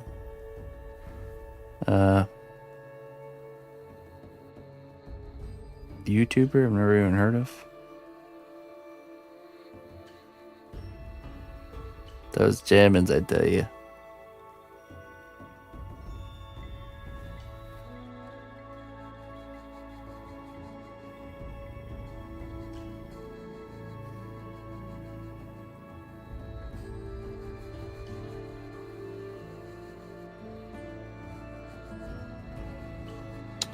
I know Emma likes watching. Me and Emma, we watch. Is it TWT? Is that the name of it? There's a channel that does these like really big dioramas, and they actually tune in from time to time on over on Facebook. I think it's TWT.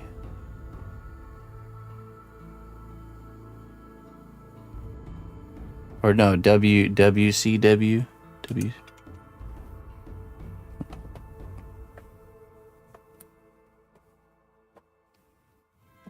Japanese sculptors. WAW, that's the one, yeah. Yeah, me and Emma like watching their stuff. And there's this gal called, I think it's Clay Attraction. Clay Attraction on YouTube.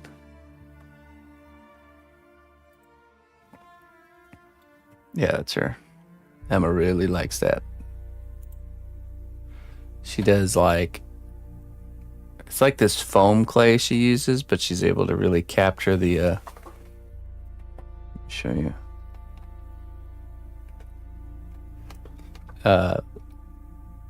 You know, like animated characters super well.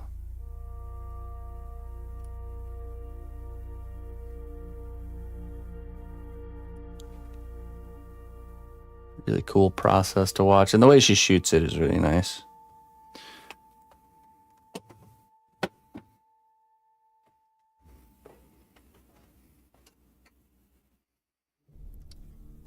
Okay, my friend. We'll catch you later.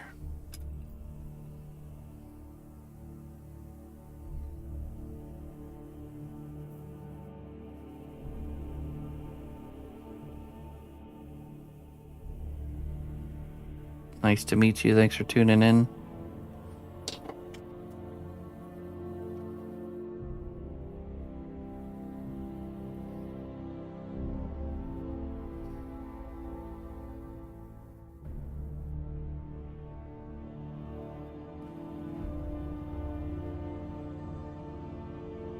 I don't really know of a lot of Japanese creators there, Lou.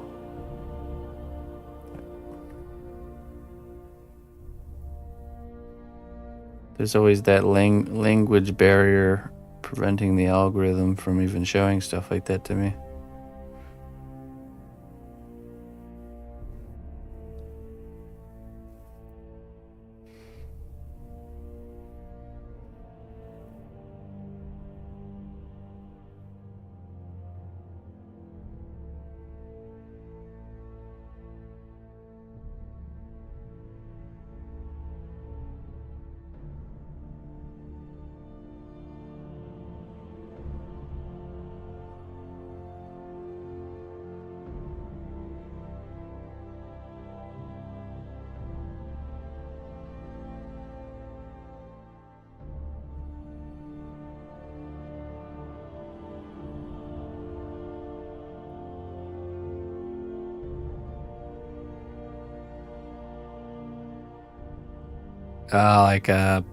Like styrene sheets.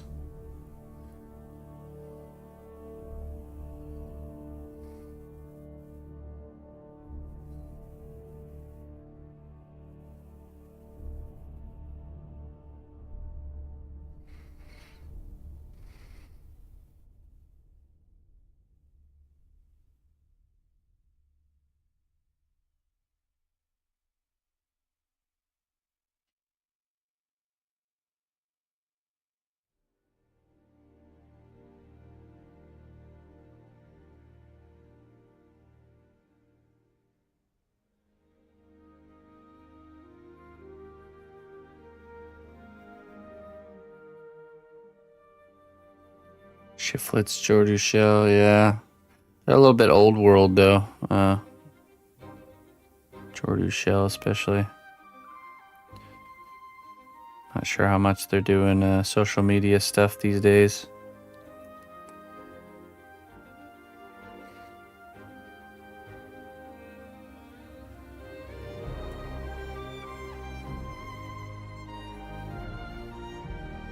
Those old school VFX guys.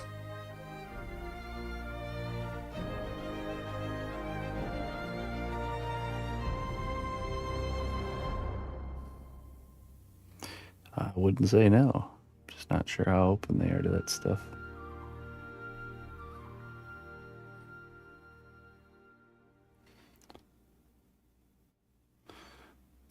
No, it's not Lilith. This is Draenei from World of Warcraft. Female Draenei.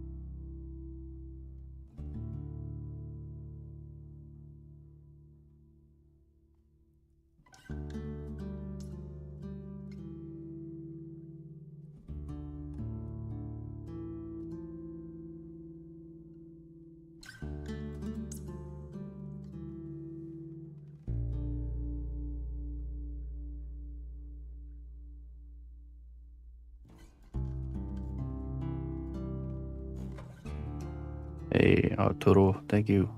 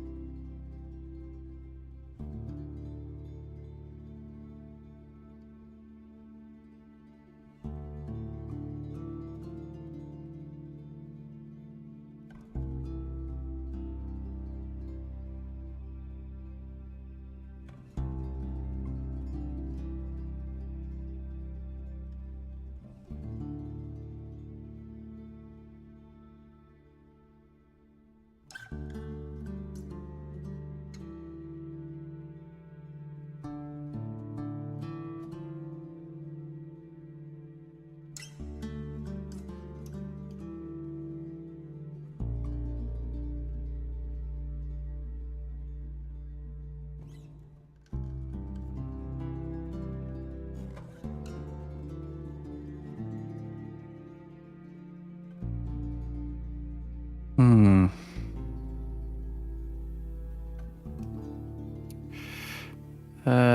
Oh, I have an answer for that. All the stuff I started with was the hardest sculpts I've ever done. All my earlier work was the hardest because I was bad at everything. Even simple tasks like grabbing the right amount of clay was difficult. You never struggle as much as you do when you first start. So even though you're doing more complex, more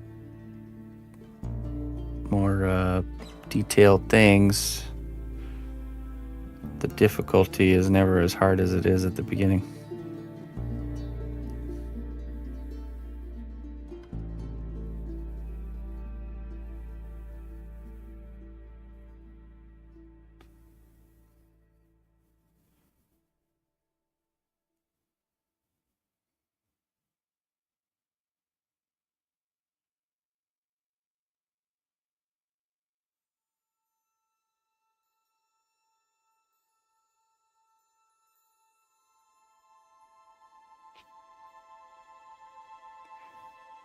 Learning sculpture or learning any skill is like playing a video game backwards.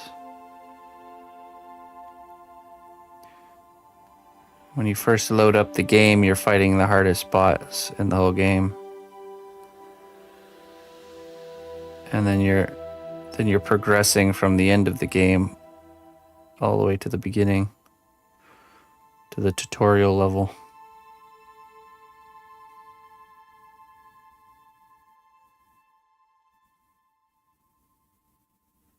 Or maybe playing games is just skilling up backwards.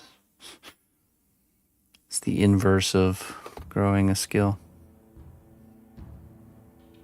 Yeah, that's why we like it so much.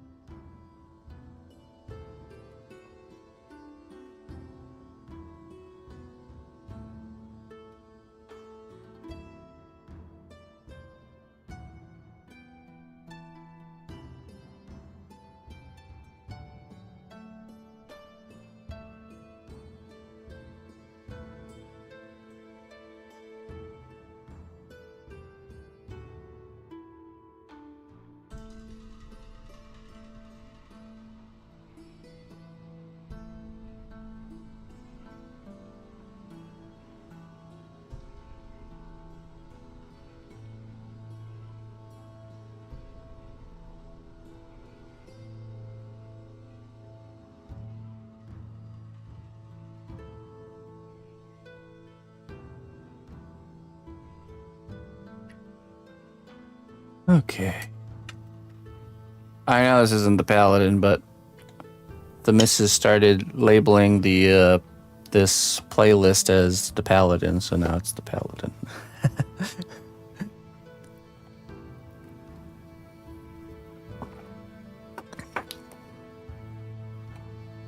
At least I think so.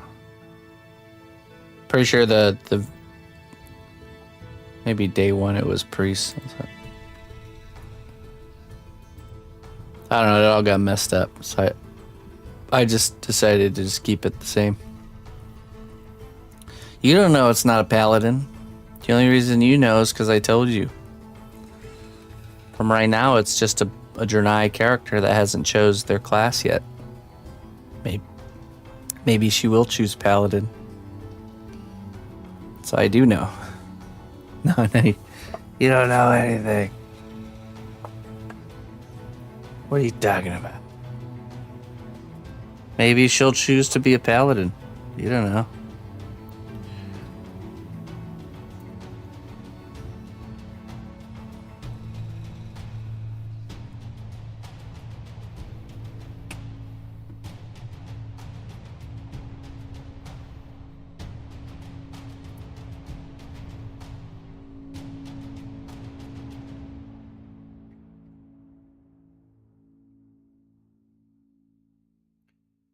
I think I want these to be kind of blended into the forehead just a smidge more.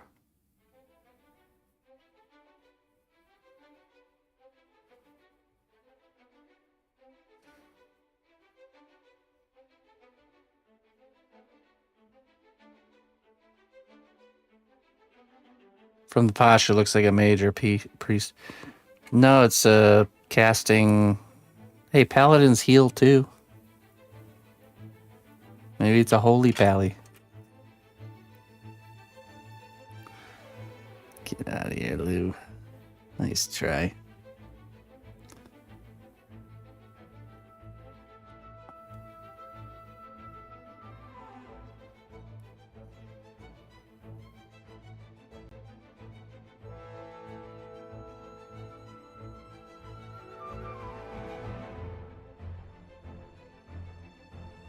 Hey, what's up there, Looney Learner?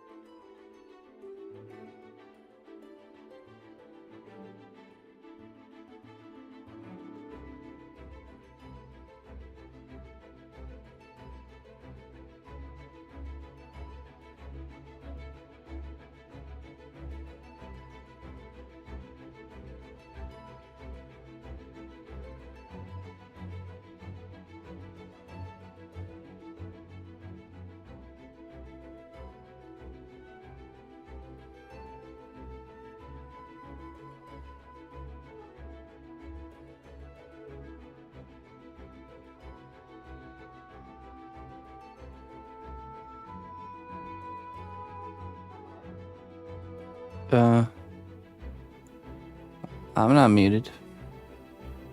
You silenced me. How dare you throw out these accusations? He couldn't handle the truth earlier. When he got called out, I knew it.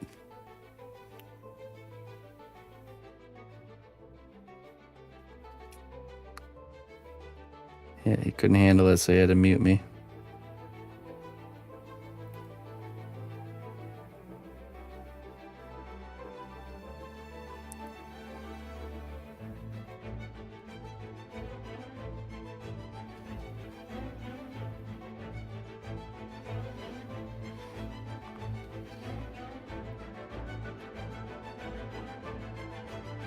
Mm-hmm.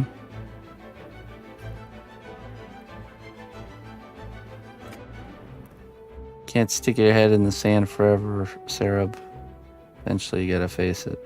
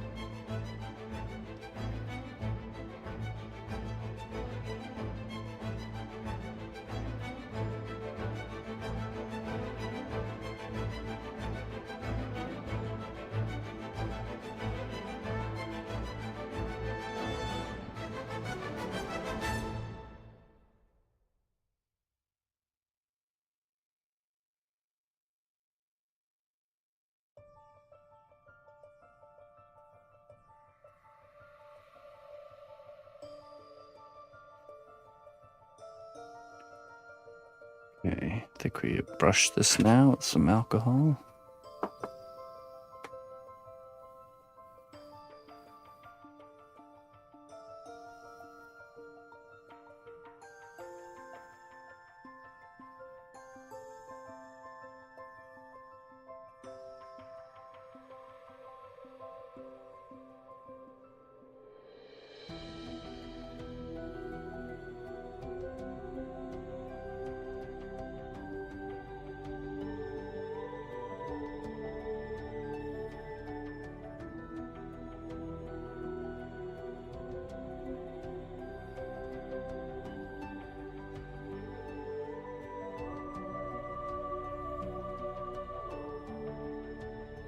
Hey, Ragnarok. Thanks for tuning in.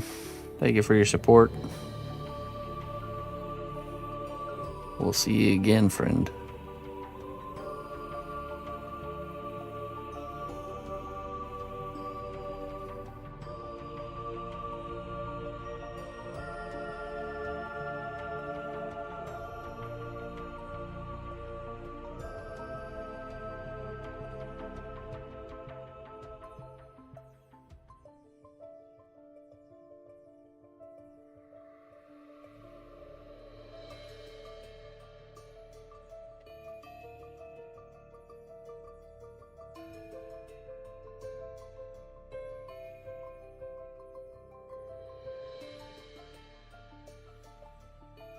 Oh, okay. I have heard of him. Yeah, I agree. He's the perfect example of how creative YouTube should be. Because he doesn't try to push content out every week, you know? He really does a good job of, like, making the project good, you know?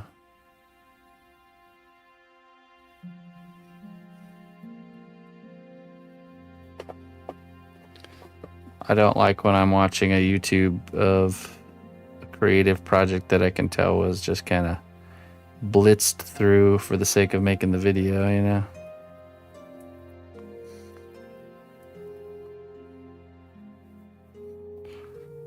But I understand that I'm not the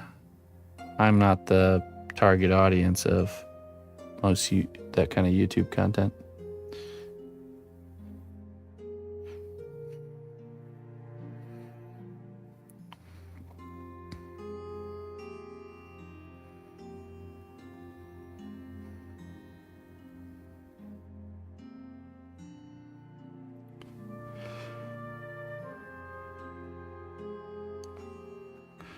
And the reality is those blitzed through sculptures is making those YouTubers more money than if they had taken their time to make a really nice piece and then tried selling it.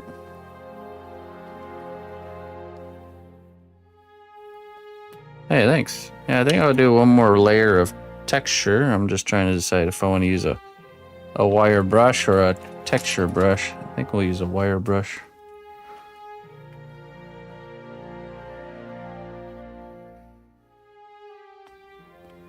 just gonna do some little lines here.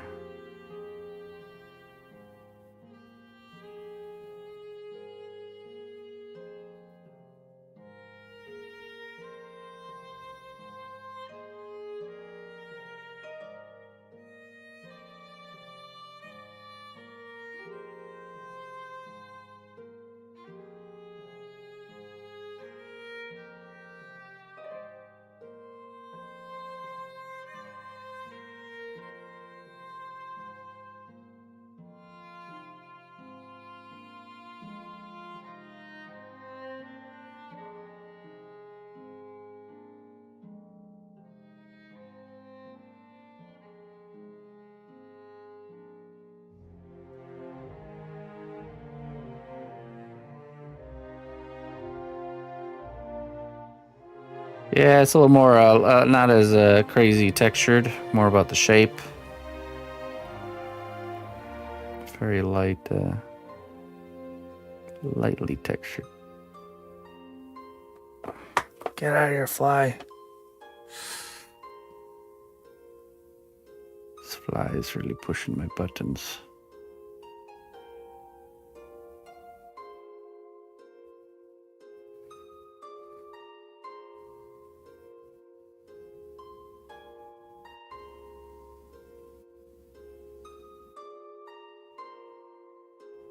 Like keeps landing on the back of my elbow.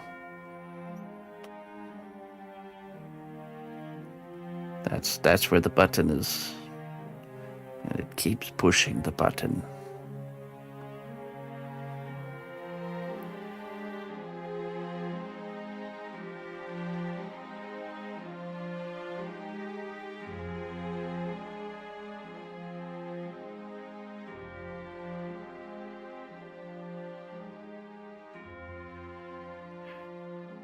This is a Draenei priest. It's a character from World of Warcraft, player-made character. We've been commissioned to create two characters. It's the husband and the wife. One's a healer priest and the other's a paladin tank. This is actually the priest, not the paladin, despite the title.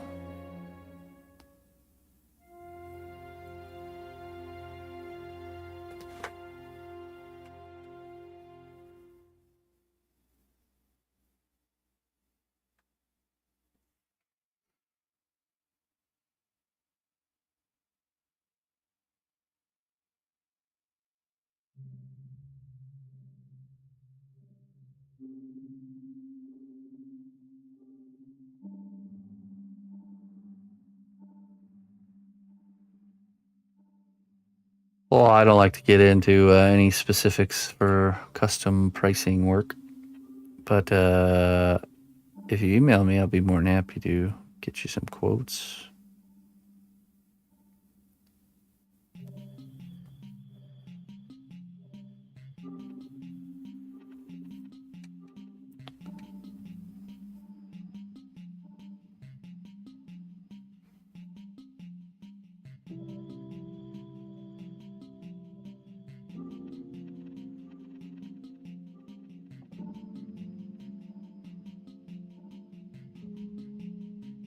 Feel flattered. This is care. This is Clay.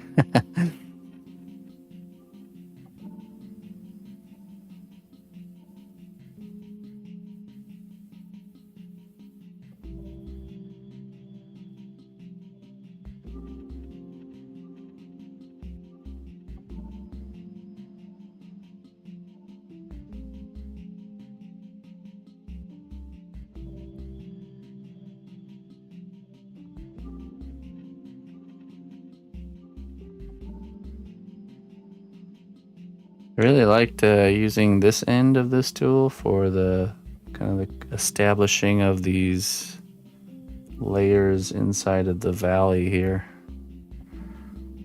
Definitely was a lot easier.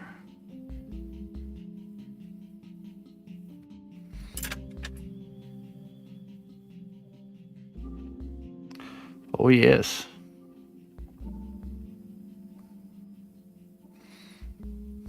a lot you can do with clay.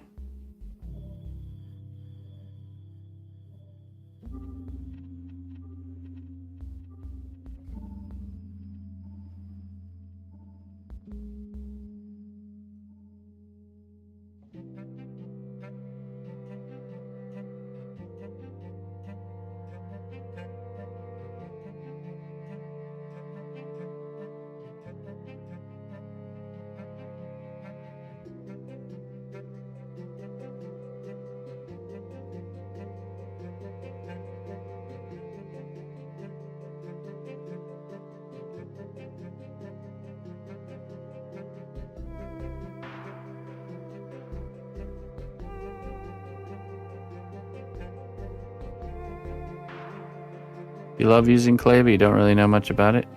I do have free tutorials you can check out if you want to learn.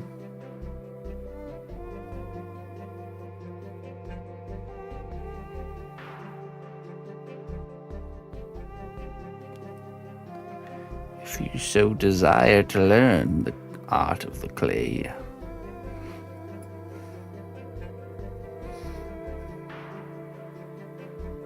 Just gotta go to my YouTube channel.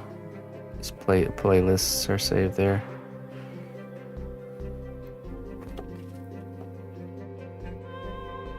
Yeah, I do. Get that.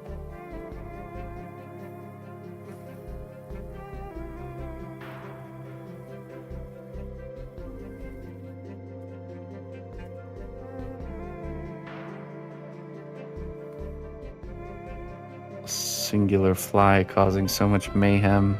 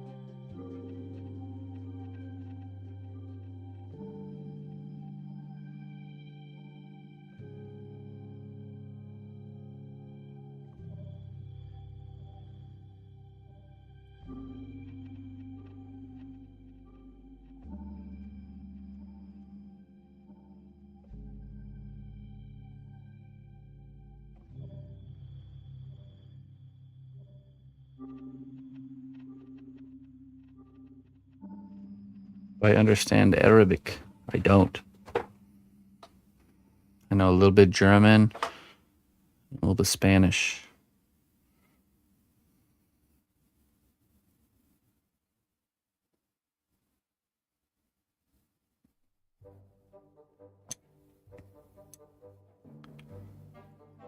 All right, my friend. Rad. I'll catch you later.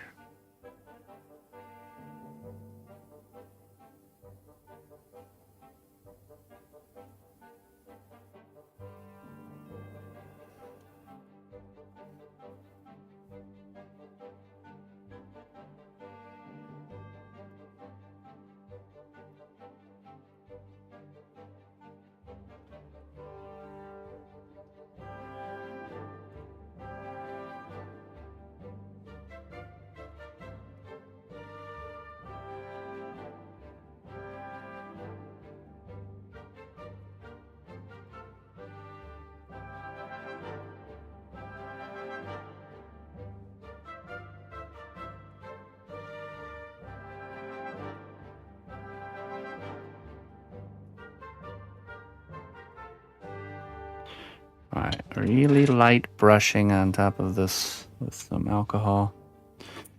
I think we'll be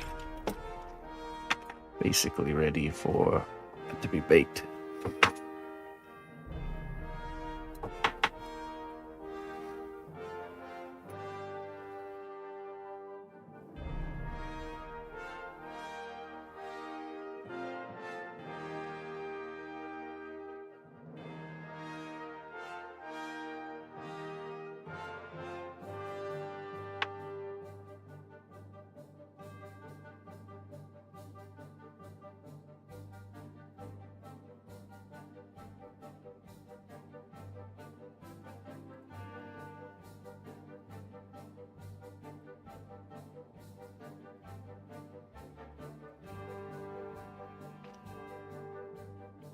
If I could bring any of my creations to life, which would I choose?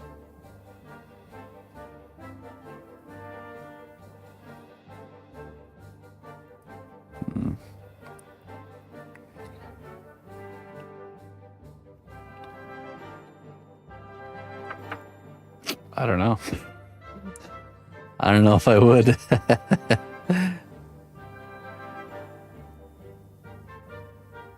I don't want that kind of responsibility. That story always ends badly.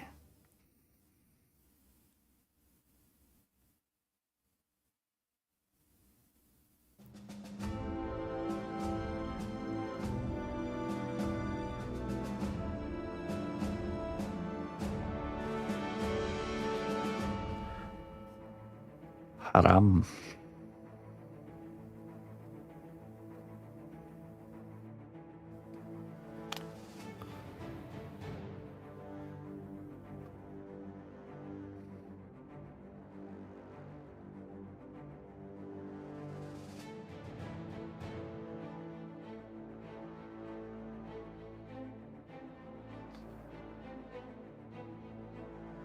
Gremlin. Yeah, maybe.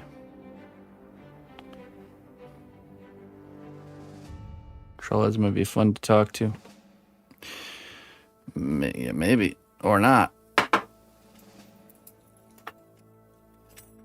You guys are thinking of the positive aspects of something like that, not the potential negative, the very highly likely potential negatives.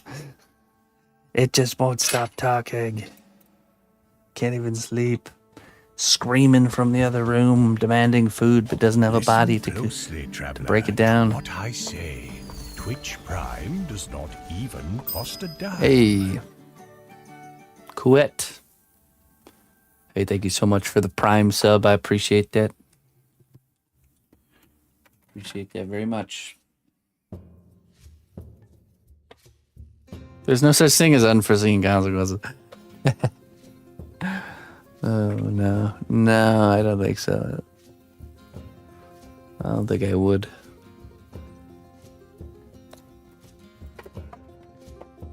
Hewitt. Appreciate that. Thank you so much.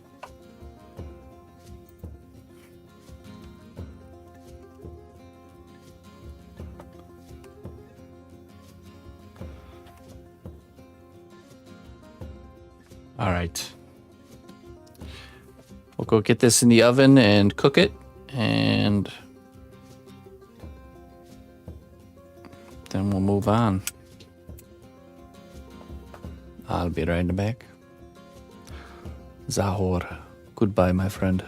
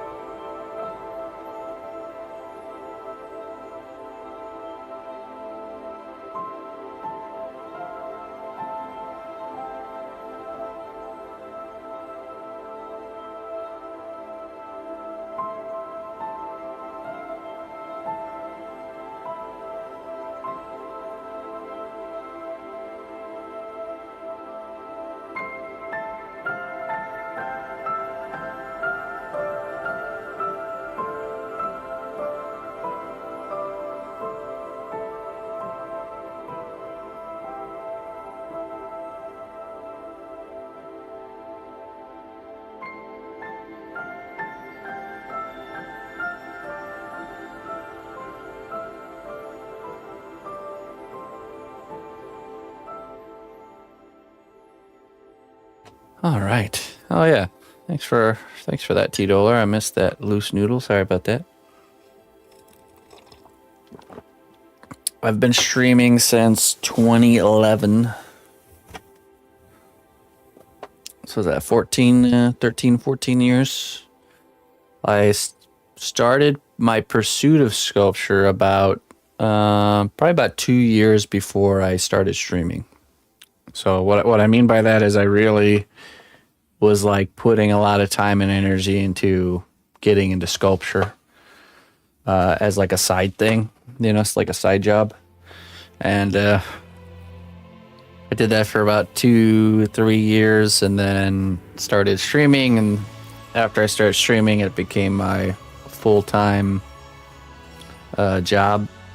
And that was back in 2011. I've been doing it ever since. But I did sculpt on and off through my younger years.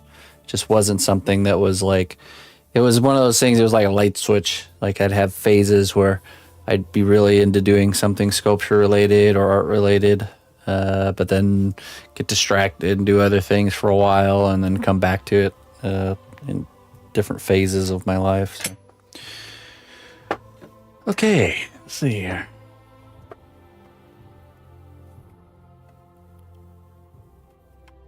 Okay, let's see here.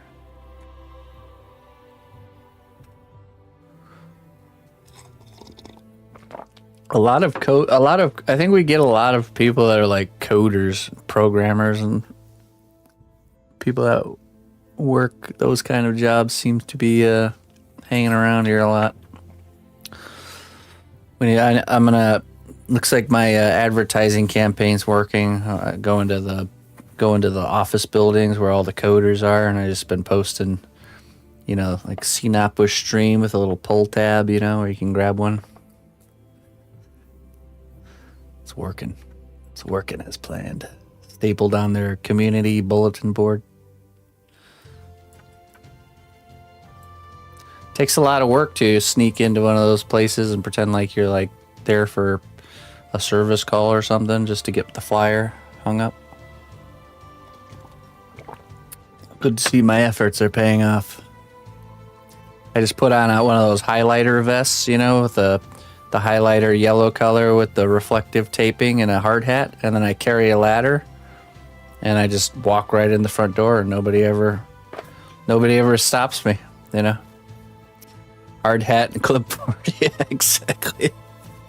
And I just walk right in and go right to their kind of community break room area and just staple a cnotbusch channel advertisement. The old school way of getting the word out. That would probably work, but it might get me in trouble.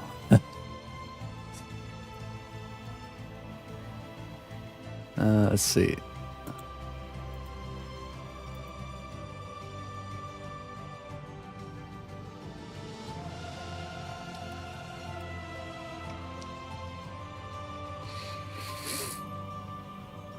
Okay, I think we will start with her dress. Oh boy, that's gonna be a pain in the butt.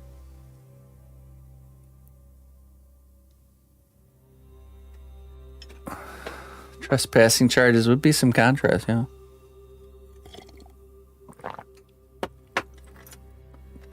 No, I wouldn't go back on once they trespass me. You know, I'd get trespassed, but I wouldn't get any charges because I wouldn't violate that trespassing. Just got one shot, you know, one shot to get it on there. Then I can never go back there again. I've been trespassed from 258 buildings so far.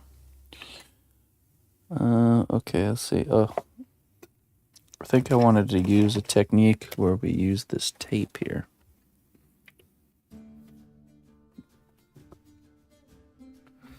I could see using some foil as well. Oh, sorry.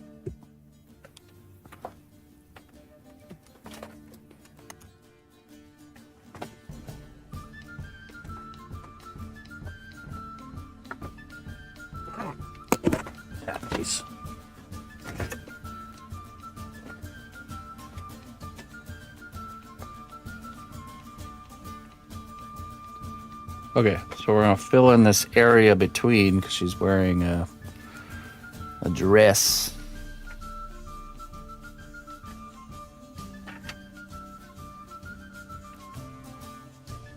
Let's do foil first, and then we'll do the tape.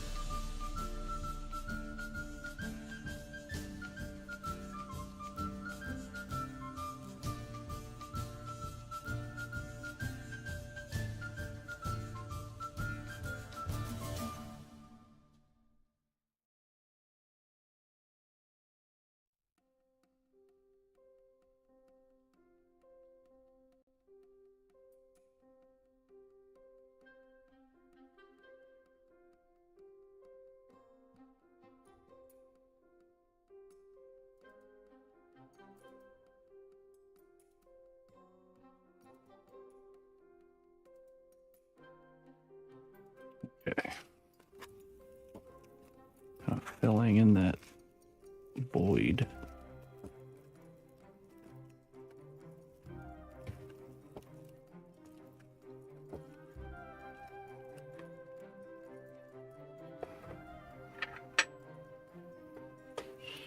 All right.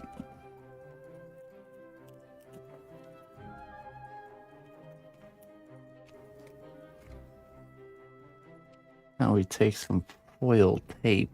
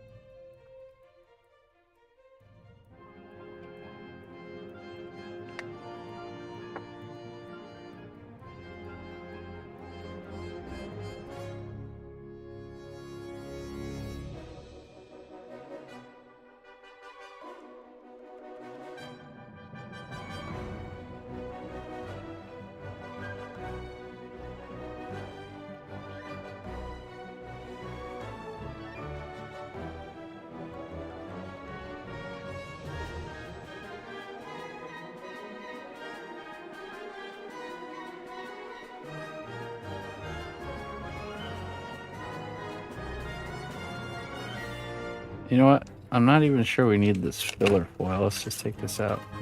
Try it not. We'll see if we don't need it.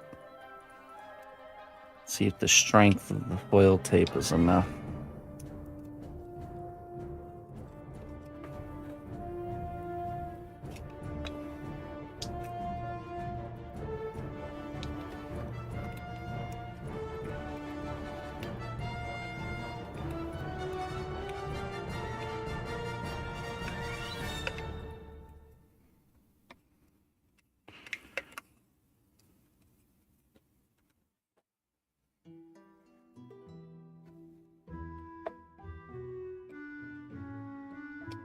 Okay.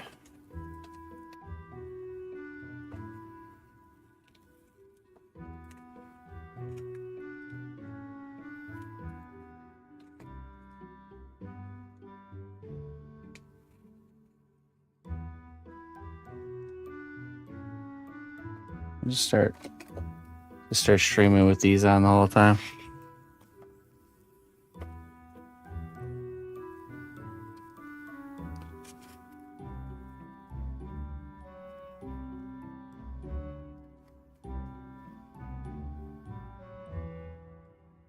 You missed him swearing at a fly earlier.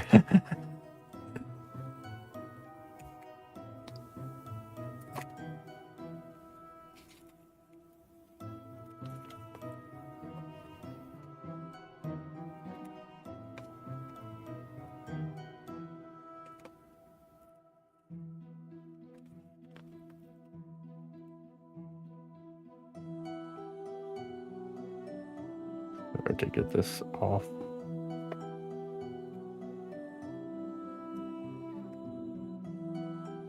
Or the other end.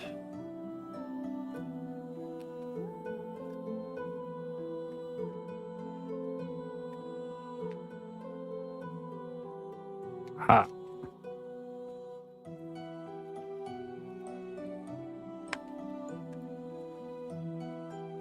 Hey, what's up, Savage Dad?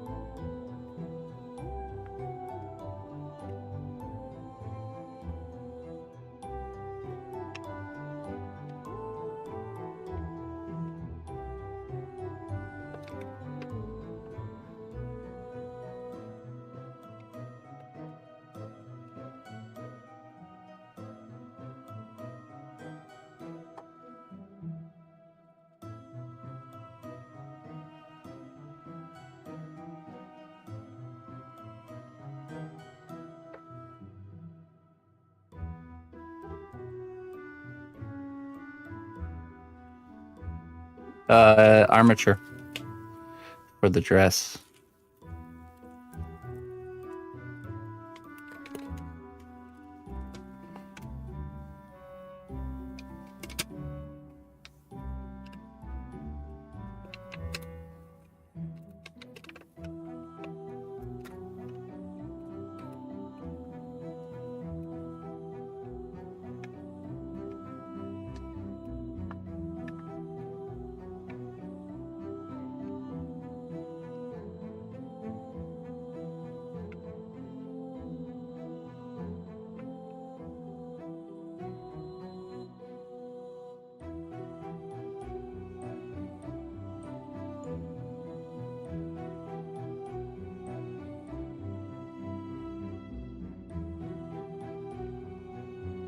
Oh, wait.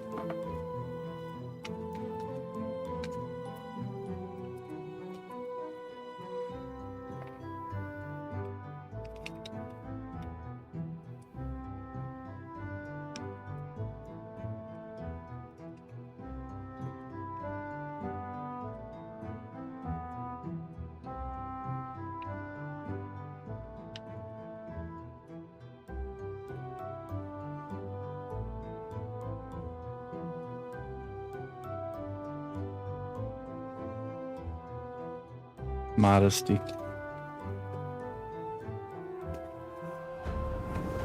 The strength of the cnotbusch kingdom lies not in our walls, but in our people. March to war. Hey, Alex. Thank you for the raid. How was your stream?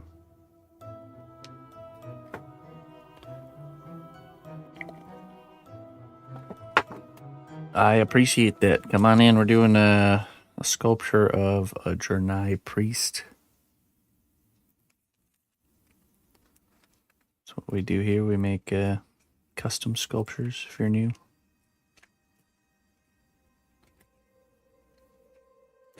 Ah. This fly. Gotta be the most bothersome fly I've ever had the displeasure of knowing. Don't have a steel stick tube. I see you, you little fly. I see you.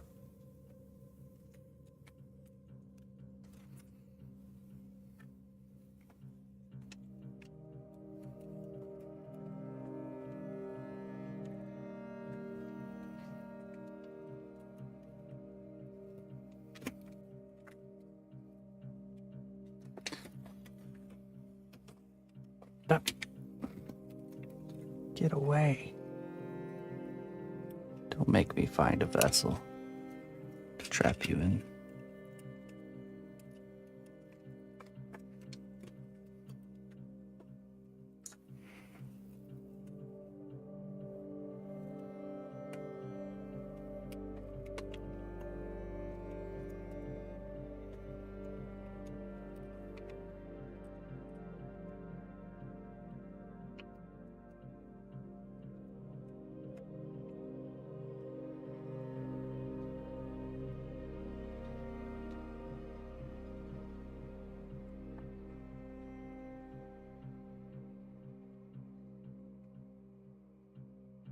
Yeah.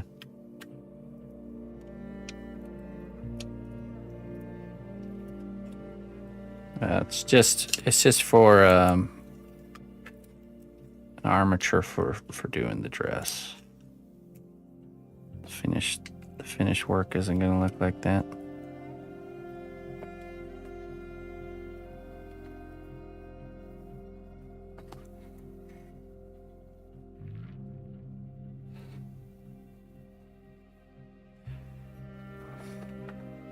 Pickles the fly catcher.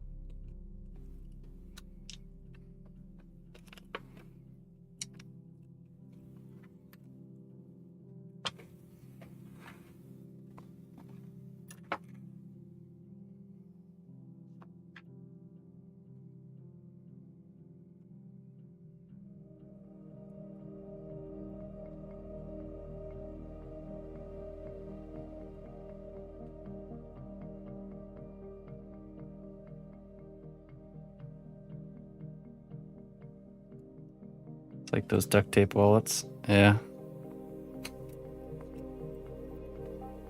Or those duct tape tuxedo. I think every graduating class of that time had that one guy that did the duct tape tuxedo.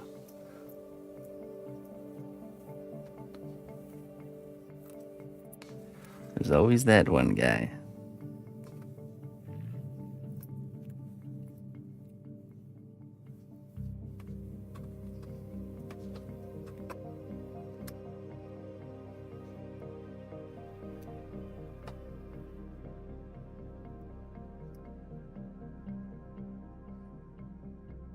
Okay. Now that gives us a strong foundation to build and sculpt the dress off of.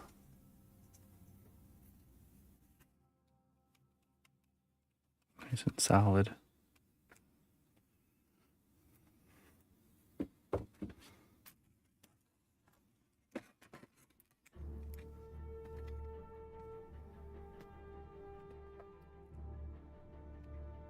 So does the tux still fit her? I wasn't that guy. That wasn't me.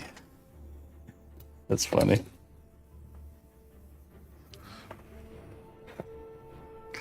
It was not me. I hadn't bloomed into the individual that I am today at that point.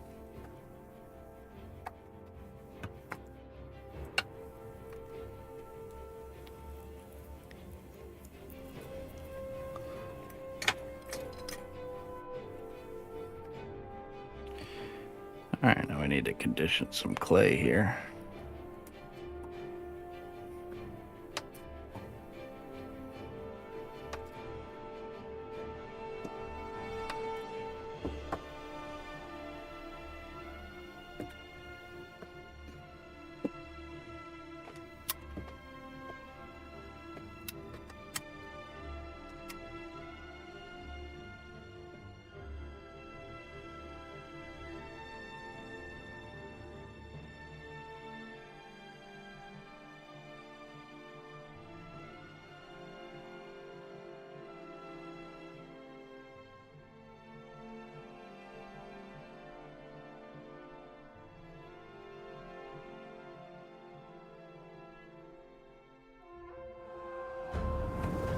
The strength of the cnotbusch kingdom lies not in our walls, but in our people.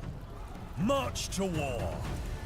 Hey, Shapuchi, how you doing? Thank you very much for that raid.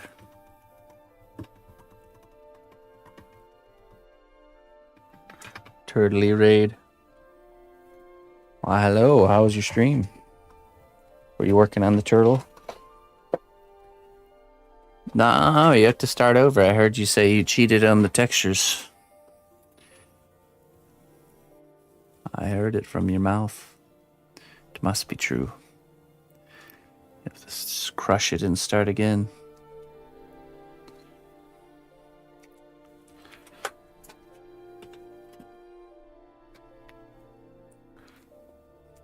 Almost done. Nice. We're working on a Draenei priest. We're just doing her, I know cheat. You said it. I heard you say it.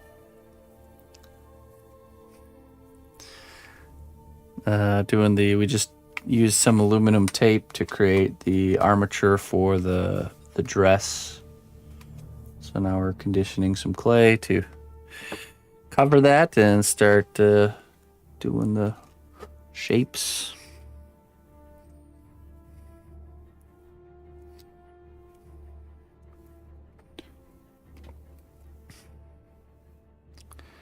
Yeah, we did the horns on her head, and that's in the oven right now. So.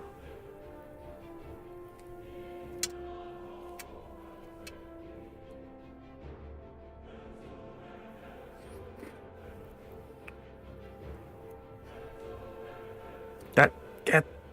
Okay, that's it. Fly. This flies. Days are numbered.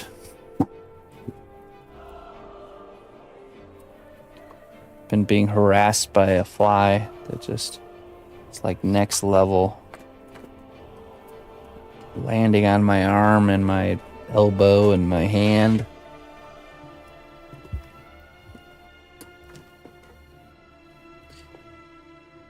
Time to take prisoner. Just wish I had a steel stick tube. Or plastic cup or anything. Really. I don't have nothing. Maybe a bottle. Cork's on there too good. Oh, you know what? I know.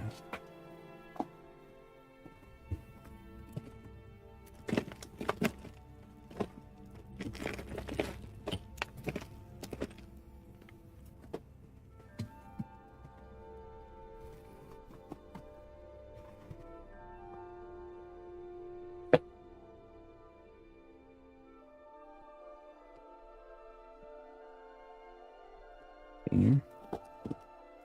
Like that.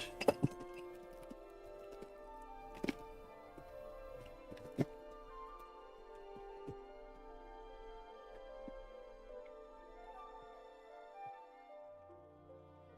mean, that would work if we didn't have toothpicks in it. Ah. Oh yes, this will be perfect.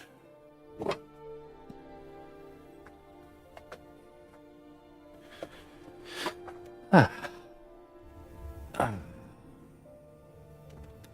Why, hello there, Mr. Corn. Lie capturing vessel.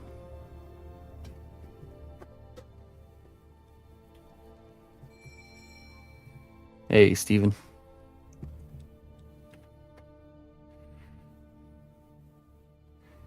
Yes.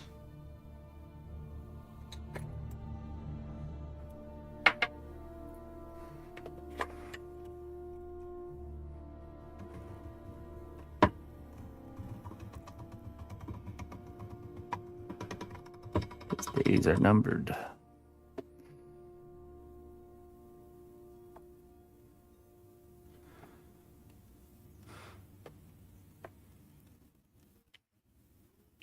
my goodness, this fly.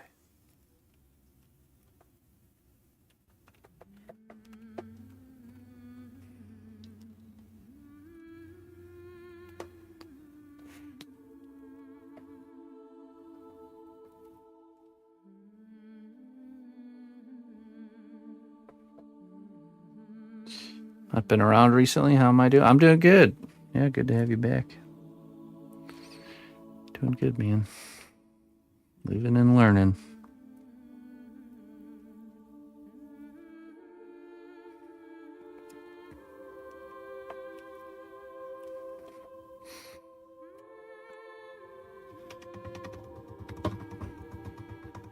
Maybe we'll do a thinner setting.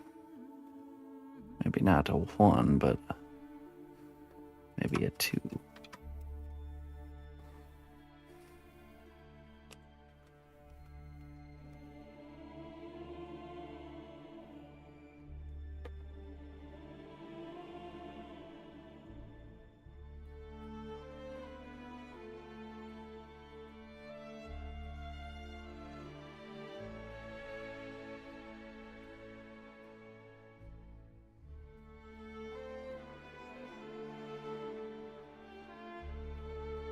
Interesting. Never had an issue with jumping spiders. I just get an occasional fly that somehow gets in here and bothers the heck out of me. We have like orb weaver spiders around here, but they don't mess around with you. They just kind of set their nets and don't bother you. Ah, yes, okay. That might be enough. Maybe not. Let's just do the rest of this here.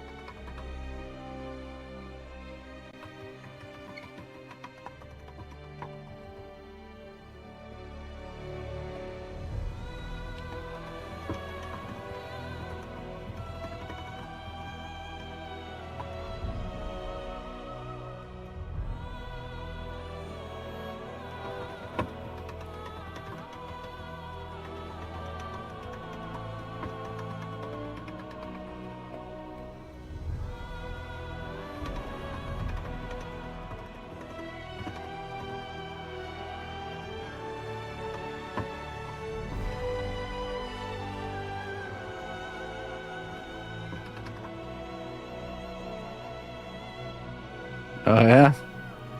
What region of the world are you from?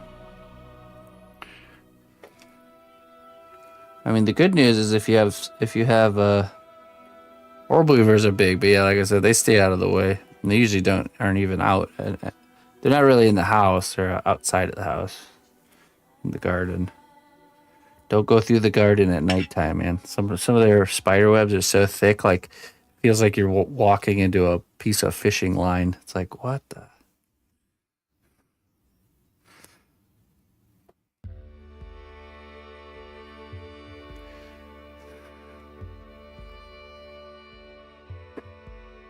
Is that, what's MI again?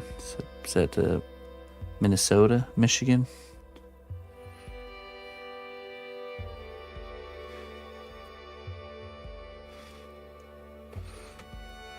Michigan, oh, okay. Oh, northerner. We get jumping spiders around here, but not really in the house. And they're usually pretty small. Minis, Minesian. Mininessa.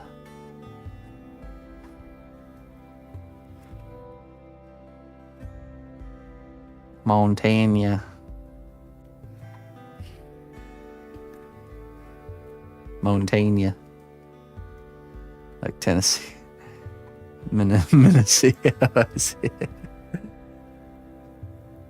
California. Yeah. Heard of that place.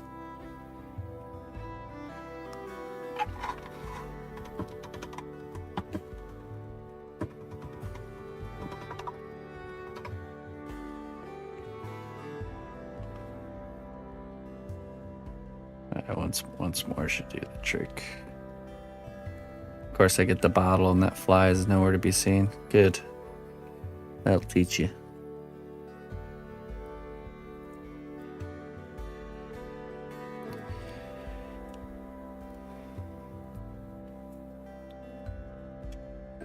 Well, one trick you can use for any insect whatsoever, if you have an issue with any sort of insect in your house, a really good substance to have Every household should just have this on hand because it's so useful for all kinds of things. Is like a food grade diatomaceous earth. It's got so many different uses. Health and household. Everyone should have food grade diatomaceous earth in their house.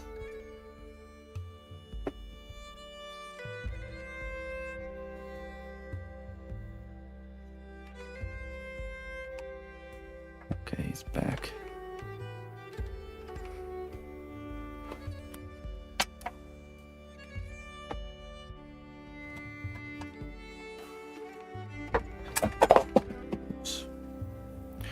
Oops. Alright, we're gonna add our clay glue here.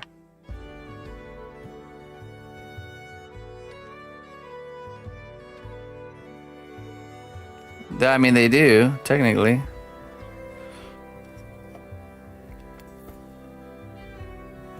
I mean, I don't really, I'm more of a catch and release insect person. The only ones I'll really smash on sight is mosquitoes.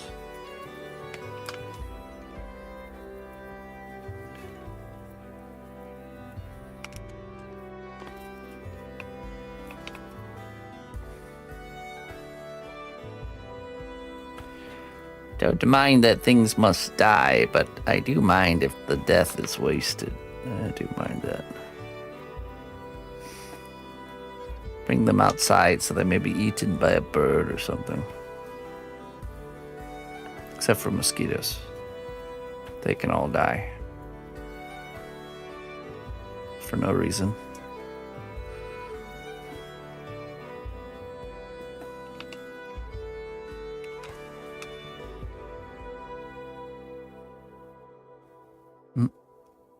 Okay, I think I have to go feed the doggos.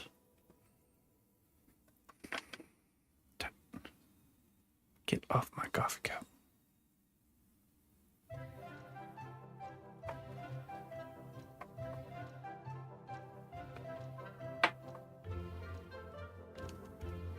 Listen closely, traveler, to what I say. Oh. Twitch Prime does not even cost a dime. Shabby. Shabby. Thank you so much for the 4 months, my friend.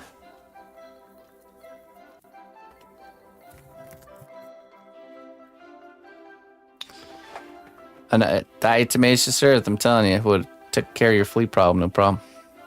Just gotta get a little bit dusty for a little while.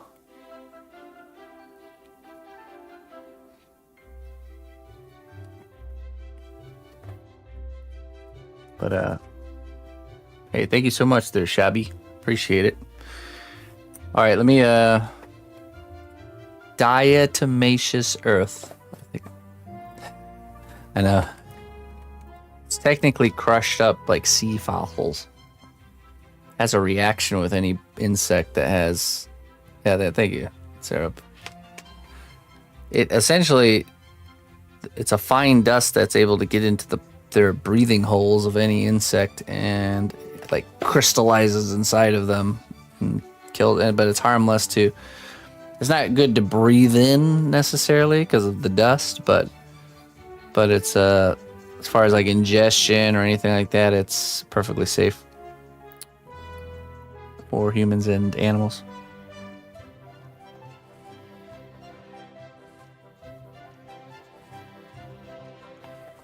Really, Clayton? Interesting.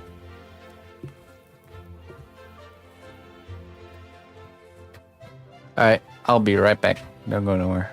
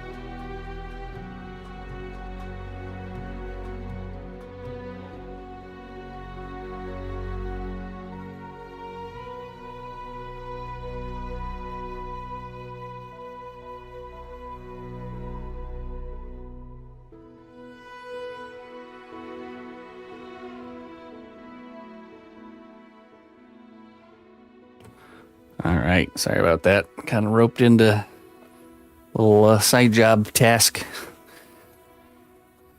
The neighbors are older, and their light that was above their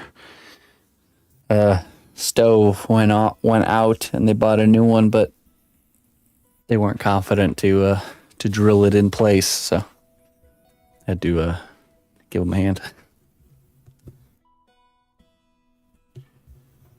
They're back in business, though. All is well.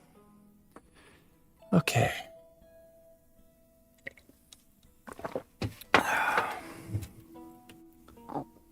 But of course, the drill they had was this old grandma drill. I drilled half of the screw and ran out of juice. I had to run back here, grab my drill, run back there, drill it in. Then we drilled it in the wrong way, so I had to unscrew it. And then when I went to put in the first screw, it fell back behind the oven, of course. Thankfully, it's the grandma's house, so they have the extendable stick with the magnet on the end, handy. So I was like, oh, we're not getting that. She whips out this extendable stick with the magnet on the end. I'm like, all right, that'll work. You just have one of those ready to go, huh? Got the screw back, put it in, and all was well. That's how it is with... It's so funny that's just how it is with stuff like that all the time. That thing's just there's always curveballs in the plan, It's very rare that you do those kinds of jobs and things just kind of go real smooth. There's always these little hiccups. I think it's the same when you're working on cars.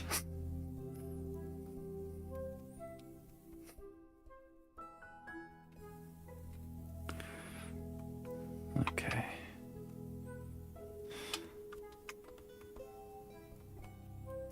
Those unforeseen little bumps in the road.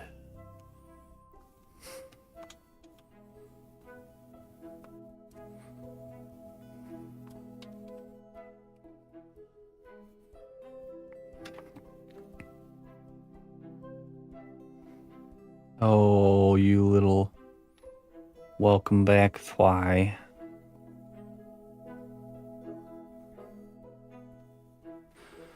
It's always three trips to the hardware store to get the job done. I know, right? Why is that always the case? That's so true.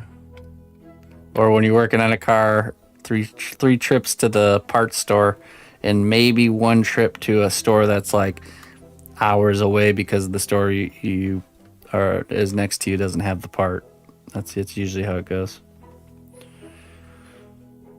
I order car parts online, though. That's really the way to do it nowadays. Can't remember the name of this website, but you can get some really some good parts for cheap.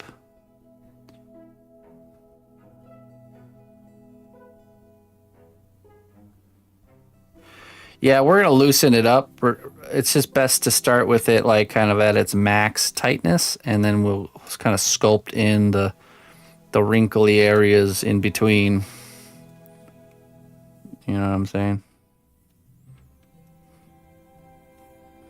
But I mean, it really is, with her legs kind of spread like that, it really is, or should be, pretty close to being max distance. It's not like some big, princess dress or nothing.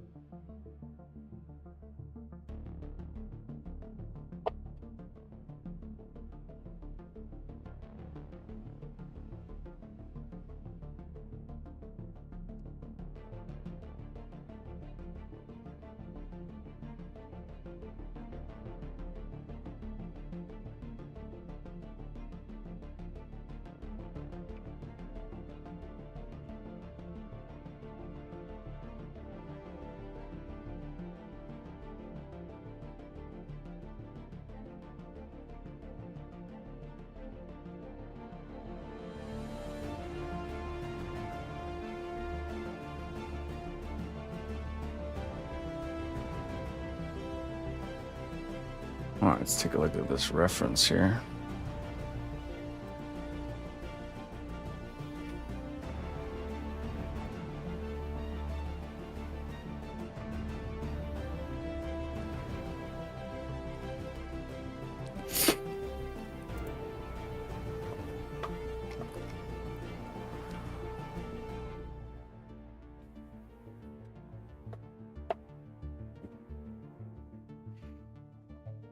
This fly, man. You just land somewhere on the desk, I dare you. Being very clever. Very clever.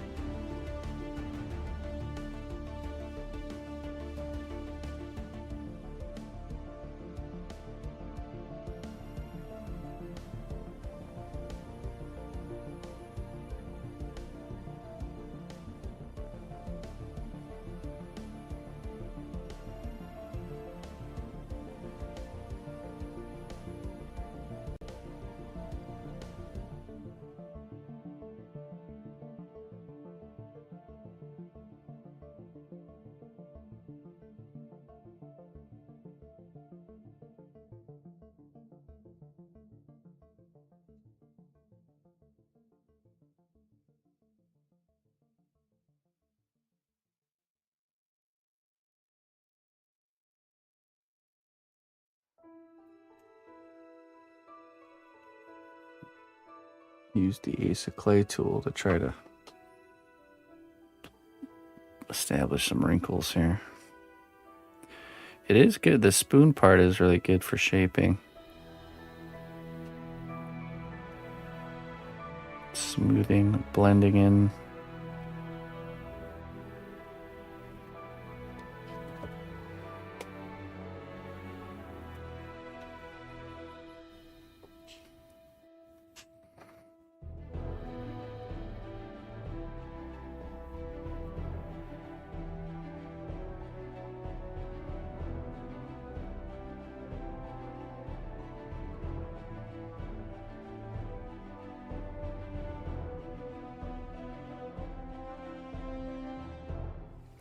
Hail, noble ally. Please accept these treasures as a gift for your unwavering service to the kingdom. Fairy clay treats. I can't get rid of you. I can't. Seems I can't. That's all right. I suppose you could stay. You really like being here. I'm okay with it. So, let me get you your wisdom. I just need to... Ah!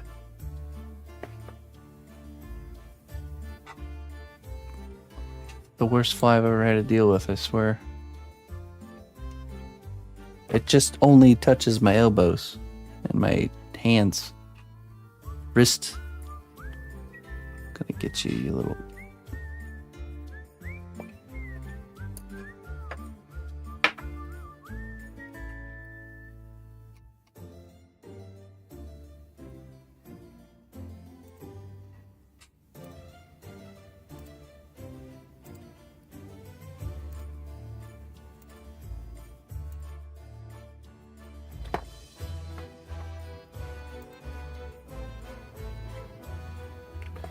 Alright. 50 months of support. Thank you so much. Electric racket. Yeah, I've seen this. This fly has certainly pushed me to the edge of using that. Secrets hide in plain sight, but only for those who dare to listen. It's true. Who knows how much secrets we miss out on because we're just not listening.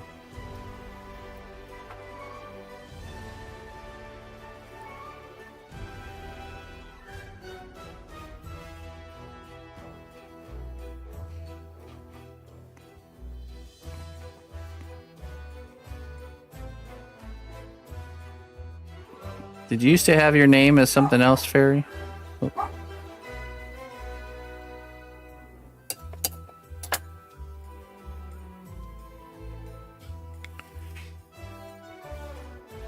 Look at this little guy. You see that? Look at that tempter. Love me. Oh, okay, there we go. This is where he lands on the other hand now already. Oh, no.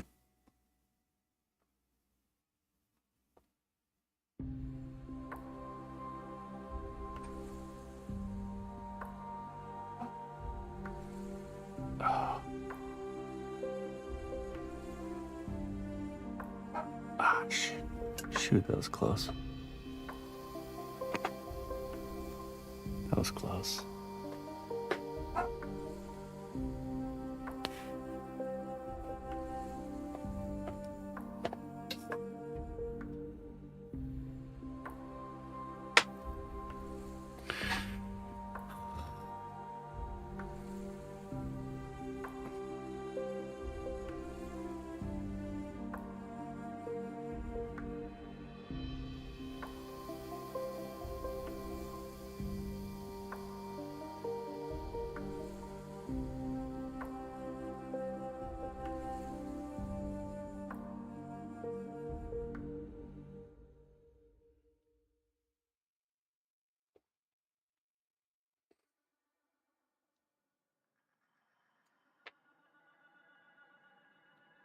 Let's do a little bit of sketching. Here we go.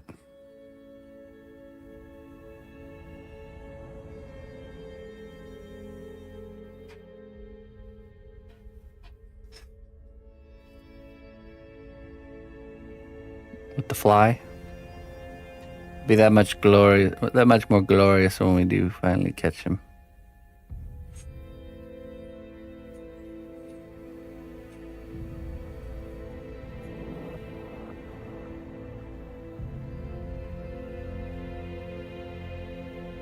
Alright, center line and center line here.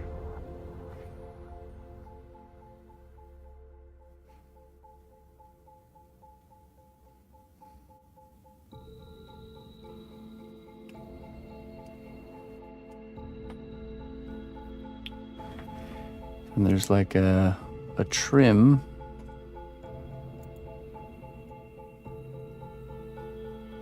It's about this high up here.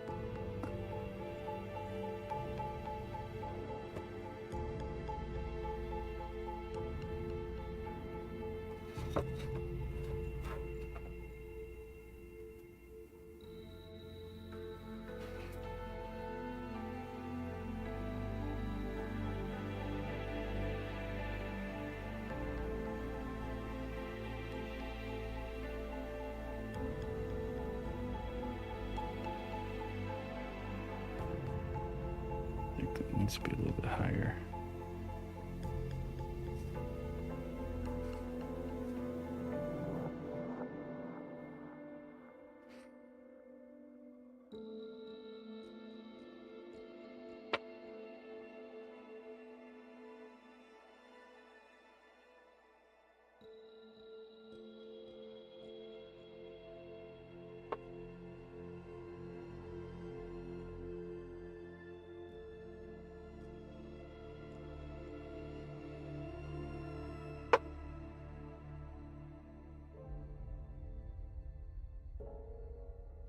We used to have a channel point redemption called Wizard Fuel, which you could have me pick a random one of the jelly beans that has the random flavors to eat. That's where that's from. Yeah, we don't do that no more.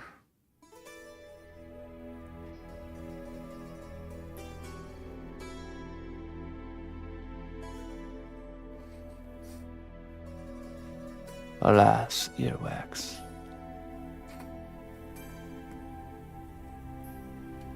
Can't make me eat anything anymore.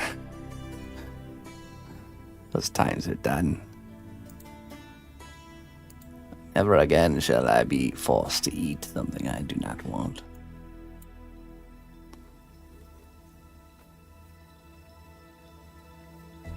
Oh, I've had a lot. I had them all. I just got to the point where just nothing was phasing me anymore. So I got to eat like puke bean and be like totally fine. So, oh yeah, not too bad. I'm enjoying the acidicness of the taste. 30 socks. That's like a bitter herbness about it. Quite delightful, actually, once you get used to it.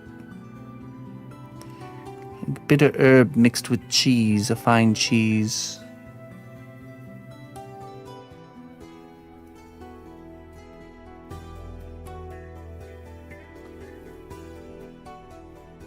$1 million before you spend. Yeah, I'd like to rehash and come out with a new point system at some point. It's just so much. We have so many irons in the fire currently. We just need to kind of clear the board a bit before we can put some time into this endeavor.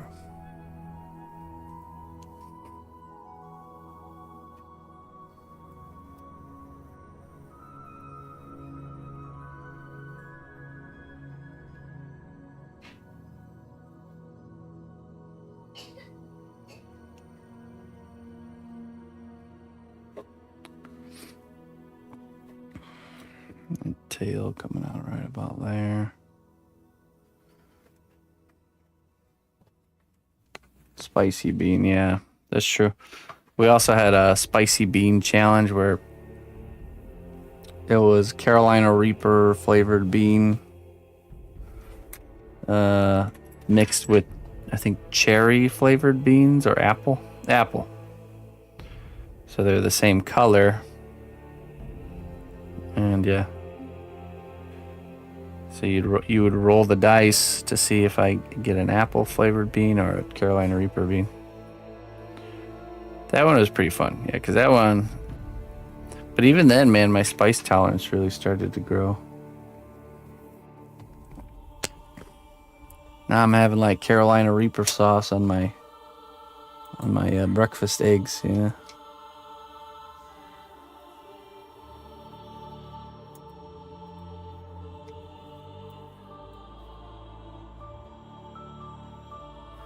Oh, I see. Okay, so this goes.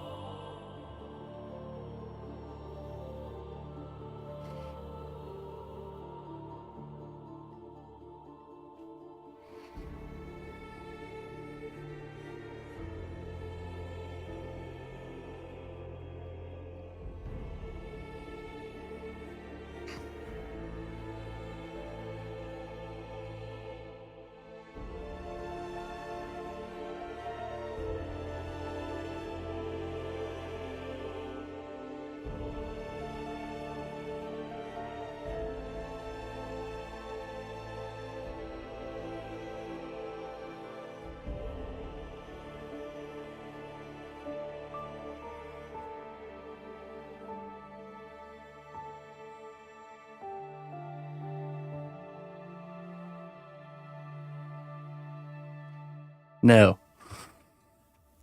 No. No.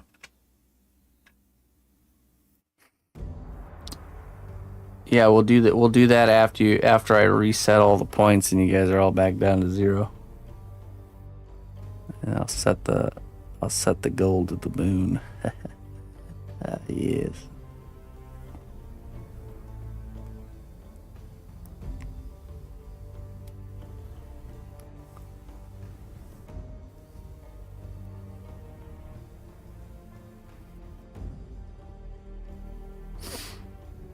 No, you know what we do?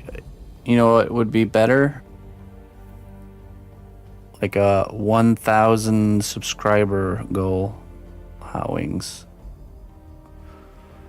1,000 subscribers that we need to hold for 3 months consecutively. Then I do it. That sounds better to me.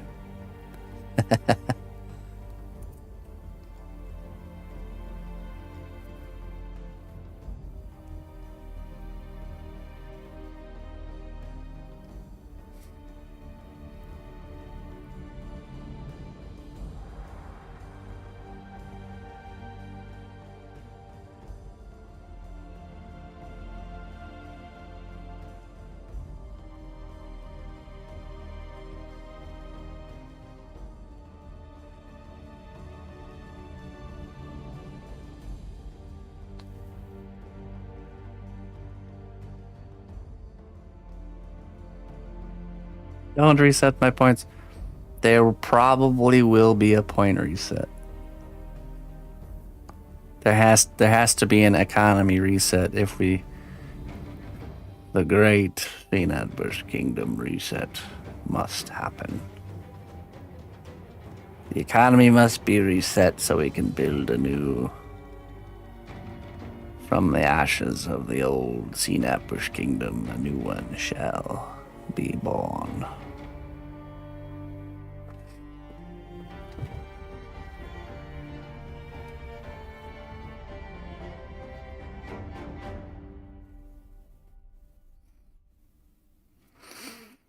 There probably will be a reset. Because there has to be. Because otherwise we come out with new stuff, a whole new worked over system, and then it's just going to get spammed by all these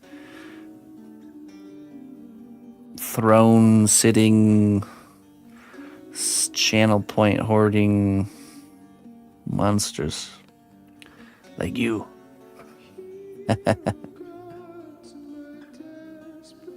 Does she get on stream anymore? No, she doesn't really hang out in the workshop as much. She does occasionally. We're thinking about bringing the doggo area back as well at some point.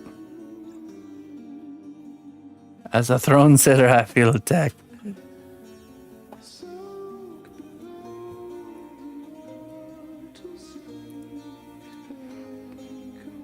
Mm-hmm. Or maybe there's some way I can an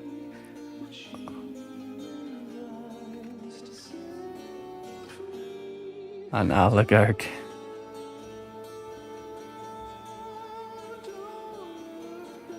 It is the way it must be. I don't know, we'll see. There's nothing official because we're not really messing with that system right now. I just know it does have to be balanced because you know how much time I spent doing channel point stuff instead of doing work? That's not good. Combined with us doing, remember we used to do a monthly giveaway every month? Not good.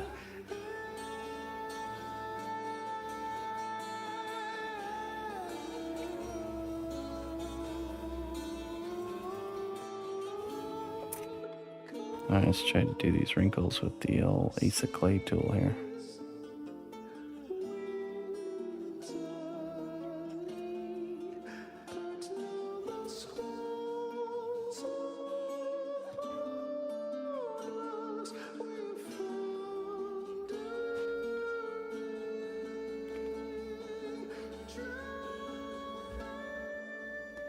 Yeah, this one right there.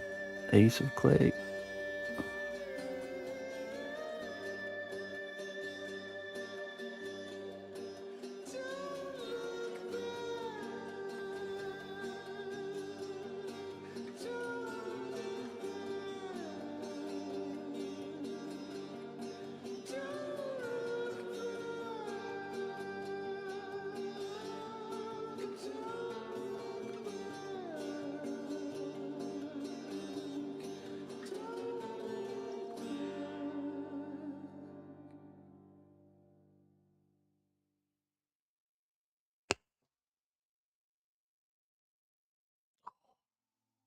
And he just killed a cicada and ate the whole thing. It's absolutely disgusting.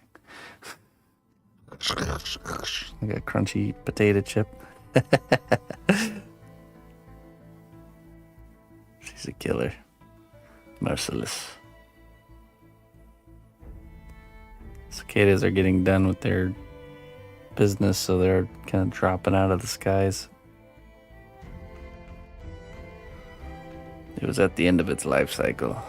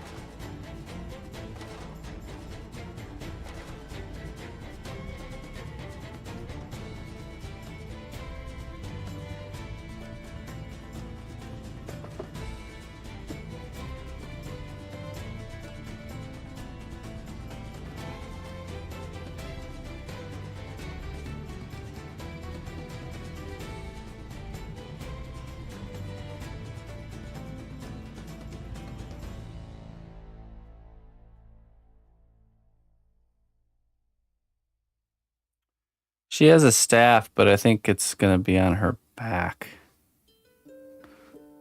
Priests use their hands when they cast.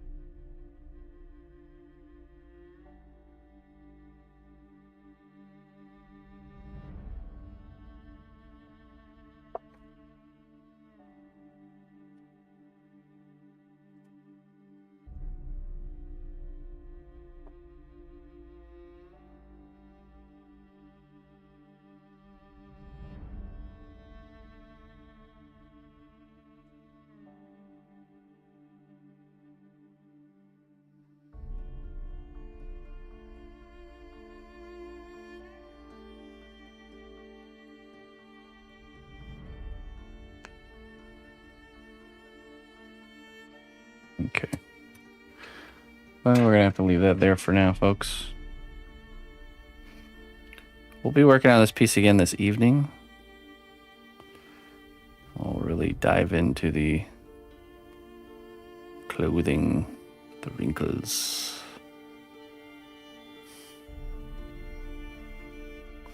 I definitely think this tool has its place. Just take some more exploring to figure out where its place is, but it does come in handy, so.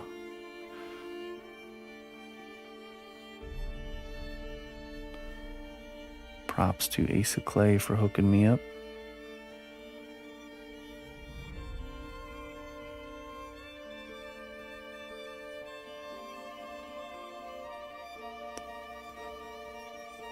Well,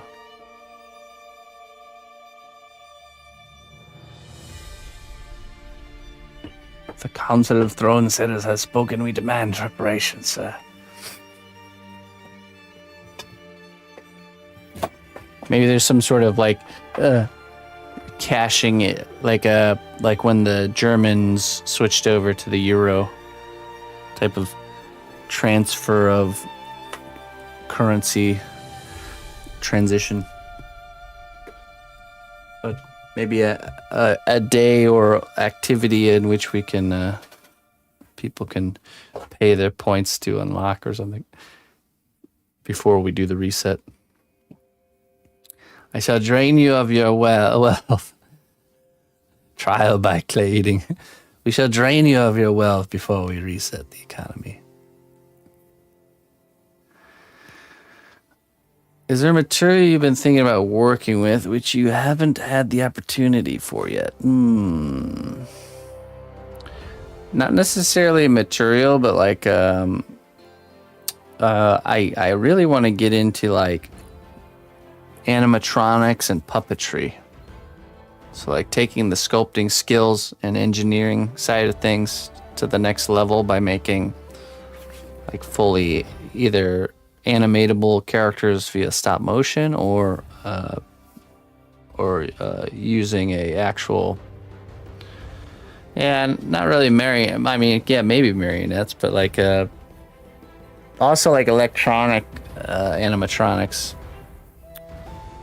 You know, like I like this. I have this vision, this idea of like, like the Chuck E. Cheese band that plays its animatronic sequence.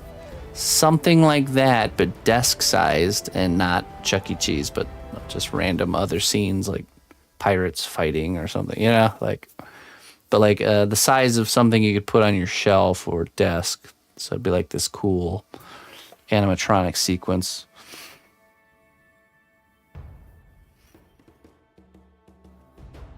Foam, yeah.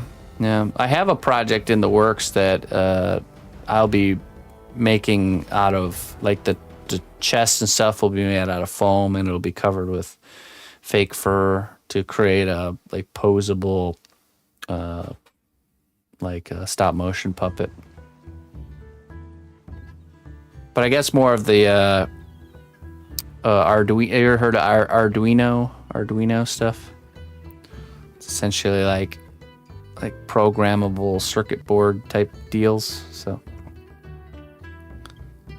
and working with little motors and little pistons and little objects to make your scene kind of come to life. I haven't really seen people do that, like desk-sized. I imagine it's because the amount of time and effort required is going to be exponential. But I think there will still be, not only will I think it's cool, but I think there'll be a pretty nice market for something like that. Finding the right client to produce some sort of, what really gets me in that way of thinking was the piece we just did with the blue dragon. If you didn't see it here, I'll show you.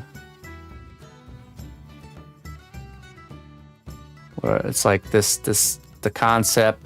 I've always been kind of pushing towards this concept of like really action-packed type still frame scenes, but but we pushed that to the kind of the end of that here with this piece. Not the end, but you know, you get the idea. So imagine taking it even a step further and doing some sort of animatronic thing, you know, with the same level of detail. And you know, I'm really happy with how that turned out.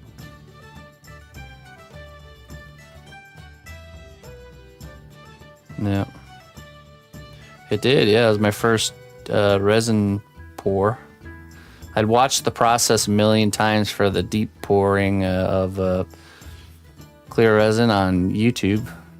'Cause, you know, who hasn't watched deep pour clear resin videos, right? I was like, you know what, we can do this.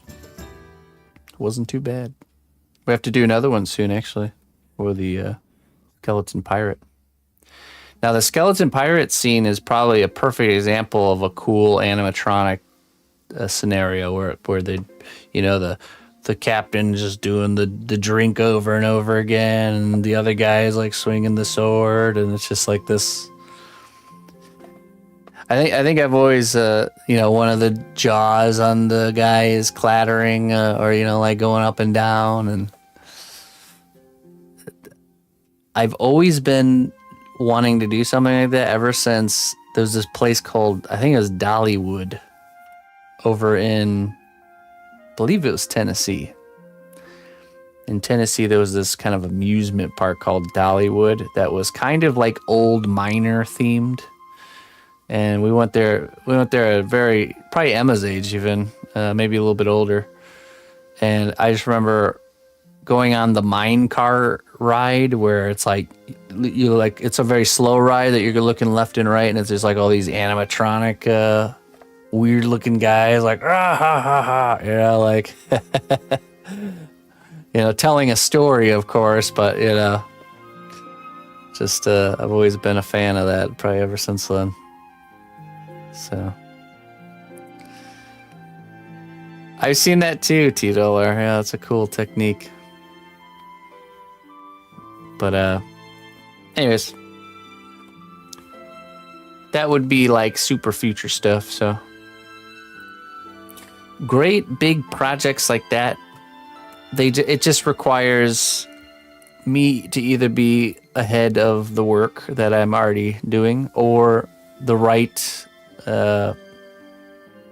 Dollywood in Tennessee, or the right client to fund such a endeavor.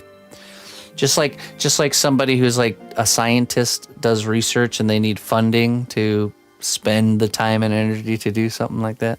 It's the same for artists. So same for artists.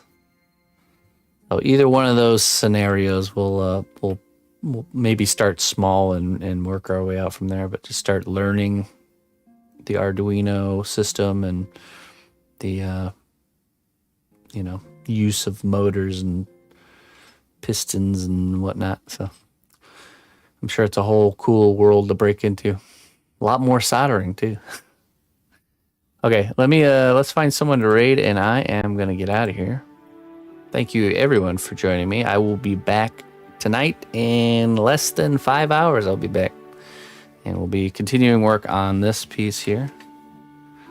We'll probably get the dress sculpted in, and then we'll attach the head and sculpt in the neck. That'd be nice if we can get that done. Make sure you guys tune in on Friday. We'll be doing a troll heads, this time open to whatever topic you want to do. If you want to commission a nice little keepsake or gift, I do 4 of these each Friday, and really fun to do. I think it's fun to watch, and in the end you get something really nice, either for yourself or someone else. So make sure you tune in on Friday for to get in on that. That's 11 o'clock Central Time is when we'll open things up for that, and it's kind of like first come first serve. Once the first 4 people claim it, then that's it. You have to wait till next week. All right, let's see here. Let's get awesome Deagle. Yeah, thanks for being patient with me on that. I appreciate it, my friend.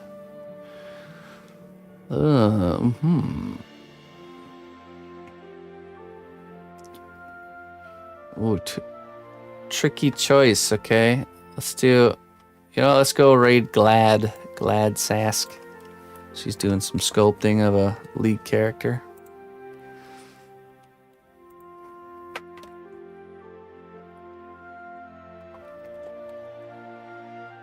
All right.